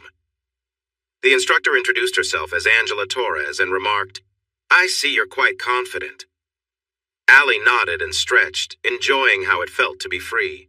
She said, "It feels natural and nice. I love being myself and I'm not sorry for who I am. But remember, I am married and will not pose with any man or touch anyone inappropriately. I'm a loyal wife who wants to grow old with my husband." Angela nodded and assured her, "You will be posing alone tonight. I will make sure no male models are present when you pose." The first student to arrive was a woman in her 40s, about 5 feet tall, with a simple face and dark brown hair and a braid down her back. They looked at Allie, surprised, and asked, "No robe?" Angela replied, "She's not shy and likes to show off a bit. The agreement is that she doesn't need to wear a robe, and we get a beautiful new model. Our original model for tonight canceled, so we are lucky." The second person to arrive was an older man in his late 60s. He smiled, always pleased when the model turned out to be someone beautiful. When all 10 students were behind their easels, Angela introduced Allie. "Class, this is Allie, who will pose for us today." She pointed to an empty easel and said to Tom, "Part of the deal is that you also take part, Tom. You won't get credit, but when Allie poses, you'll draw your lovely wife." Tom smiled and took his place as Allie walked up onto the stage. Angela instructed her, "Allie, start with a simple walking pose with your arms slightly bent." Allie held the pose for 10 minutes wearing a warm smile. She clearly enjoyed it. Tom began by drawing Allie in charcoal before switching to a pencil. He did well in art, generally getting A grades, but not as well as Allie, who had won many awards. During a 2-minute break, Allie walked over to Tom to see his work. She enjoyed being close to him, and as the break was ending, she gave him a gentle kiss on the cheek before taking her next pose. Angela asked her to sit on the edge of the stage, like the thinker. Allie followed the same routine for each pose and repeated it for her second class. As she was leaving, Allie kissed Tom on the cheek and said, "Thank you for letting me follow my heart. I had an amazing time and loved every moment of it." Tuesday, June 6th, 2017. A thick envelope arrived for Allie. She noticed it was from Movie Max and called Tom over to take a look. Inside were 2 DVDs with a simple label that read, Allie Calvert Raw Video. A third disc was labeled, Allie Calvert Highlights. Allie put one of the DVDs in the player and pressed play. The first DVD showed all her raw videos marked with a changing watermark and timestamp. The second was the same. The third DVD contained the program that was meant to be aired, which also had the watermark. There was a note on Movie Max letterhead. "Allie, as promised, here are the videos. These are not for sharing and are watermarked with extra security features to track any copies. They are for your personal use only and are not for public viewing. If you are interested in more work, we would like to discuss it with you. You could be fully body painted as a waitress at Wonderful Mexican Grill in Carmel. Additionally, there may be opportunities for background roles in upcoming projects." Tony Smith Movie Max. Allie showed Tom the note, and he responded, "The first one sounds good to me, as long as I can be one of the customers. I need more information about the last 2 opportunities." They looked up Wonderful Weekly Woman. It was basically a typical streaming photo session. Tom shrugged and said, "So far, so good, but I need all the details since this might involve travel and other unexpected things." Wednesday, June 7th, 2017. Allie emailed Tony Smith back. "I spoke with my husband about the 3 opportunities. He really likes the first one as long as he can be one of my clients. Let's work on that one. Maybe turn it into a charity event." The Wonderful Weekly Woman sounds interesting, but I have many questions about what will happen. I don't mind being in front of the camera, but I would need a schedule and a clear idea of what is expected. Regarding the extra work, that would depend on personal situations, including timing and location. Allie Calvert, Friday, June 9th, 2017. Tony Smith replied to her email. "We will set up the body paint program in the next few weeks. We have already arranged for the same charity to receive donations if you can share your tips. The Weekly Wonderful Woman involves a video shoot that includes a still photographer. We would fly you to New York City for a 2-day shoot, and after that, you'd be the star of a formal dinner event, where you would wear your birthday suit. You would also meet TV stars and other celebrities and even dance with them. The extra work would be arranged on a case-by-case basis. We film in Los Angeles, New York, and Martins, Georgia. Tom Smith, Allie emailed back. I'm looking forward to the body paint charity event. I only dance with my husband, so I will have to decline the wonderful Weekly Woman opportunity, especially since I would be without clothes. I have set boundaries in my marriage, believe it or not. Yes, I know it sounds funny coming from someone who enjoys being in front of the camera. Please keep me updated on any opportunities in Martins, Georgia. That is where I will go to college this fall. Allie Calvert. Saturday, June 10th, 2017. Amber arrived at 9 in the morning waving to Allie, who was enjoying the morning sunshine on the front porch and smiling. Allie smiled back at Amber when she noticed her friend. Tom came out, saw Amber, and went back inside to let everyone know she was there.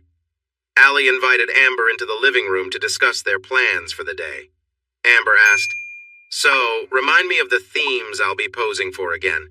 I remember something about robes, so I brought my nice one and my comfy one. I have some work outfits and some sports clothes. I don't recall all the details, but I hope to cover most of it." After discussing the themes, Allie suggested that many of the photos would look better outdoors.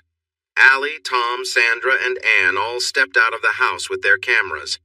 Amber thought for a moment and then said, "Well, I'm sure you can all take a few pictures while dressed. Then I will change out of my sports shorts so Ann can capture the one item at a time theme. After that, I will take off my underwear to explore the bottomless idea." Amber posed as she planned, going through each step until she was bottomless for 10 minutes for the walking and near a tree themes. She then removed her shirt, standing in just her bra for the one item off theme and the near a tree theme. Next, she took off her bra for various themes involving nudity. Amber felt comfortable moving around the house for posing since the road was far away and no one driving by would likely see anything. Amber said, "Being naked is fun." Tom looked at Allie and said, "Everyone around you ends up undressed." Amber shrugged and replied, "Well, the amateur night idea was mine, and that is how this all started. It's not all Allie's fault." Allie smiled and added, "I like it. Being naked is fun. It feels nice, and I'm lucky to have a husband who doesn't mind me being nude in public." As noon approached, they enjoyed a lunch of barbecued pork and then finished with 2 final themes. The first was Tom's open robe theme. Amber went to her bag and took out 2 robes, a red silk one and a pink fluffy one, posing at the bathroom door as if she had just stepped out of the bath, ready for a cozy evening. The second was Sandra's theme called Working Woman, where Amber posed in work-related situations. First, she pretended to be a hotel maid, posing with a scrub brush and some cleaner in the bathroom setting. Then she pretended to be a carpenter working with some scrap wood. As they were finishing up, a blue Mercedes pulled into the driveway. A woman with dark brown hair stepped out, looking upset, and walked straight toward Tom and Allie. She shouted, holding a bright yellow envelope, "You did this to me! I don't want a divorce! It was just a mistake!" Tom stepped in front of Allie protectively and said, "Are you Ben's wife? That makes it twice, actually." Madison shot back, "I was drunk.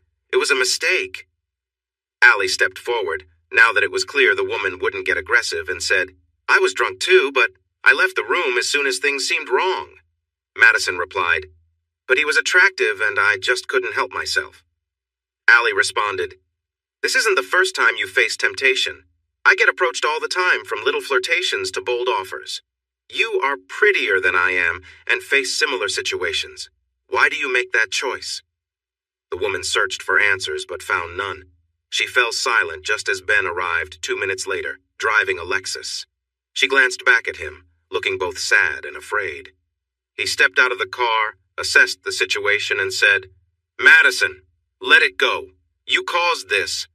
He walked over and expressed his regret, purposefully ignoring Madison. "I'm sorry. She was served last night at 4. Madison began to cry, saying, "It was just that night.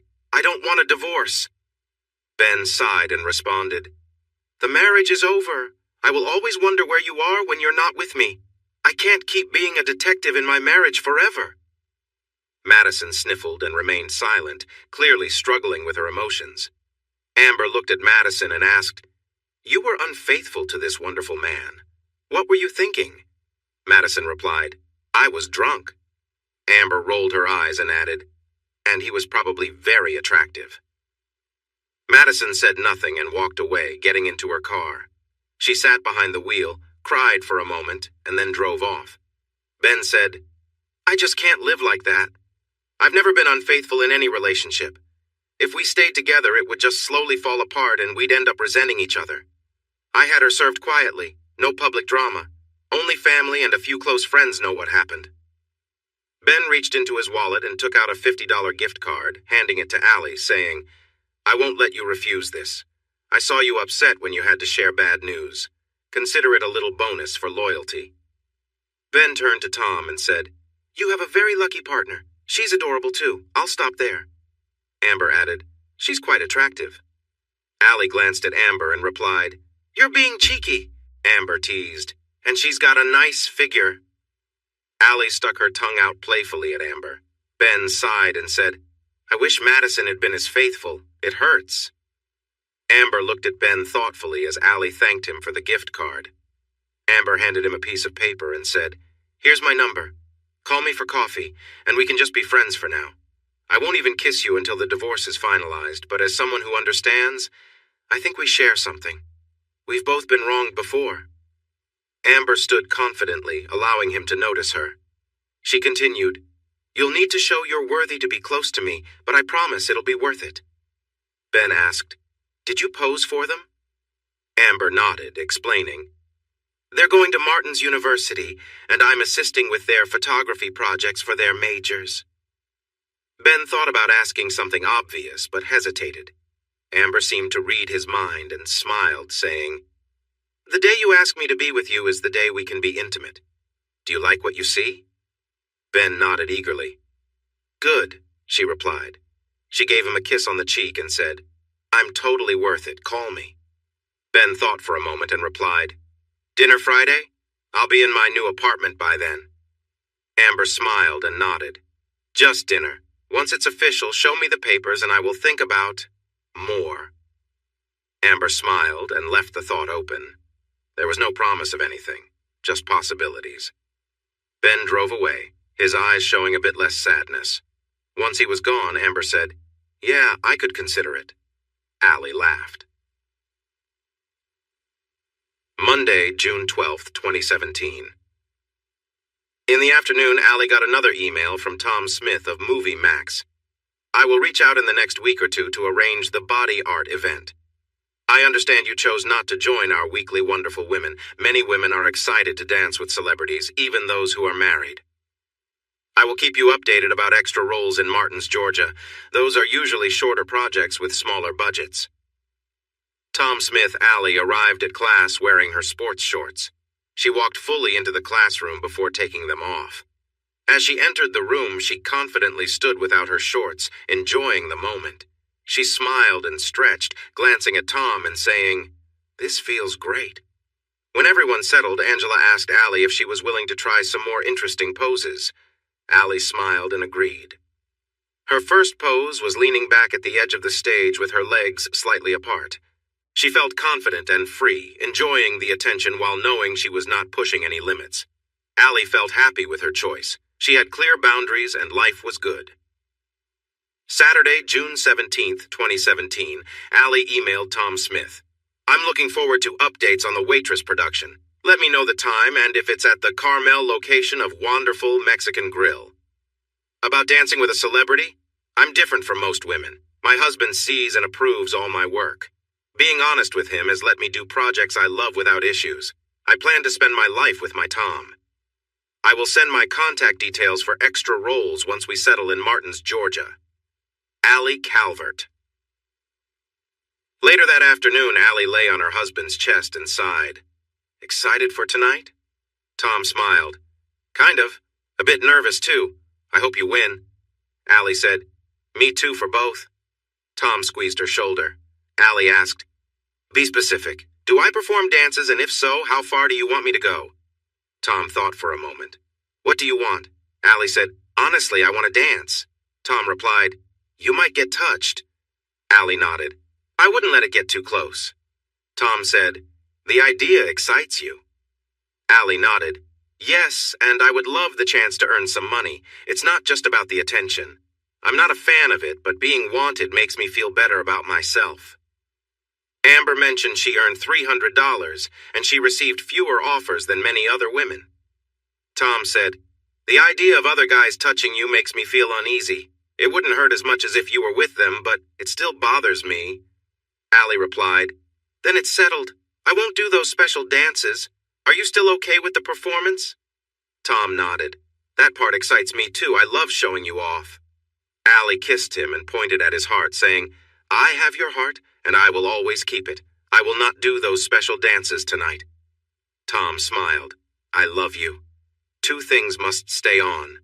Allie asked, "What are they?" Tom said, "Your engagement and wedding rings." Allie eagerly nodded. She said, "I love you, Tom. I promise I will never hurt you. We need to talk about these things." Tom asked, "You would really enjoy it?" Allie nodded. "It's about the dance, not the touching. It's about feeling wanted. I wouldn't let them linger, but yes. Women like to feel desired, and I see it as harmless fun. You see it differently. I don't want to lose you, so I won't do those dances. I will never hurt you intentionally." Tom smiled. "Thank you." Allie said, "I love you. Now, why don't we celebrate our agreement in the bedroom? I'll perform on stage, you get to show me off, and I won't do the special dances." Tom asked, "What's your stage name?" Allie laughed. "Alley Cat, of course." Tom walked into Golden Bozo's with his wife, who was wearing purple shorts and a pink tank top. Allie spoke to the man at the entrance, who nodded and said, "You can enter for free," pointing towards a door at the back of the bar. "You can get ready through the right side and then up the stairs. There's a changing area at the top." The man pointed to a chair 3/4 of the way down the stage. It had a sign that said VIP. He handed Tom a red wristband and said, "This marks you as a VIP. Drinks are half price and you can sit in any of the seats with red backs. This one has the best view." Tom sat down waiting for the show to begin, looking around. A regular dancer was on stage. He sighed. She was pretty, but not quite his type. At 5 until 8 that evening, the MC stepped on stage and announced, "Good evening, welcome to Golden Bozo's Amateur Night. In 5 minutes we will start our amateur contest. There is one important rule. If you do anything but clap and cheer for our contestants, you will be asked to leave. Our performers are here to entertain you. They are brave to show themselves, so please be kind." The MC's voice boomed with enthusiasm as the first contestant, a woman using the stage name Cara Lotta, stepped out. She was around 40, with shoulder-length brown hair framing a graceful, still youthful face that hinted at her earlier days in the spotlight. As the song "I Want to Kiss You All Over" began, Cara walked down the stage confidently, dressed in a sleek red V-neck dress. Her initial steps were a bit stiff, but as the crowd cheered, she relaxed into a more fluid rhythm, moving gracefully with the beat and even twirling a few times around the pole at the end of the runway. Encouraged by the applause, she continued her routine, clearly enjoying the supportive energy of the audience. She blew a kiss to her husband, who cheered loudly as she finished her performance. Next up, the MC announced, "And now, presenting Alley Cat." Tom cheered with excitement as his wife, Allie, entered to Van Halen's Pound Cake. She sported loose shorts and a t-shirt over a bright bikini and brought an upbeat, fun energy to the stage, moving with light, quick steps to the end and then back. Allie threw in a playful cartwheel, landing near Tom, where she pulled off her loose t-shirt and playfully tossed it to him. With a cheerful smile, she twirled around the stage, matching the beat of the song, and then slid off her shorts, tossing them to Tom as well. Her routine continued with lively moves, like cartwheels and playful rolls, bringing her back in front of Tom, where she invited him to untie part of her top. Tom, laughing, gave a gentle tug, and Allie spun back with a bright smile. She finished her act with a final handstand, then rolled to her feet, beaming as she exited the stage to the sound of cheers and applause. Allie's performance on stage came to a close as she shared a playful moment with Tom, then exited with a smile. The show continued with several more contestants following her, and the audience cheered each one on. When it was all over, the top prizes went to the professionals. Allie returned to Tom, still energized from the night, and sat with him, clearly enjoying the lively atmosphere and sharing a warm moment. As they prepared to leave, Allie, still basking in the thrill of the event, walked out with Tom by her side. She enjoyed the freedom of the evening, radiating confidence and joy. Tom looked at her, smiling. "You looked like you had a great time." Allie beamed back. "It was amazing, such a rush. I'm already thinking about doing this again sometime." Tom chuckled and gave her a hug. "I can't wait to be there with you." Later that night, back at home, Allie rested against Tom, happily reflecting on the evening. After a comfortable silence, she sighed and asked softly, "We're still good, right?" Tom looked at her, puzzled. "Of course. What do you mean?" Allie thought for a moment. "I've changed a lot since we got together. I'm not quite the same person I was when we got married. I feel freer, but I want to make sure we're still on the same page." Tom gave her a gentle squeeze. "I'm happy for you, and I'm good with all of it. You've found things you enjoy, and it's been wonderful to watch you grow.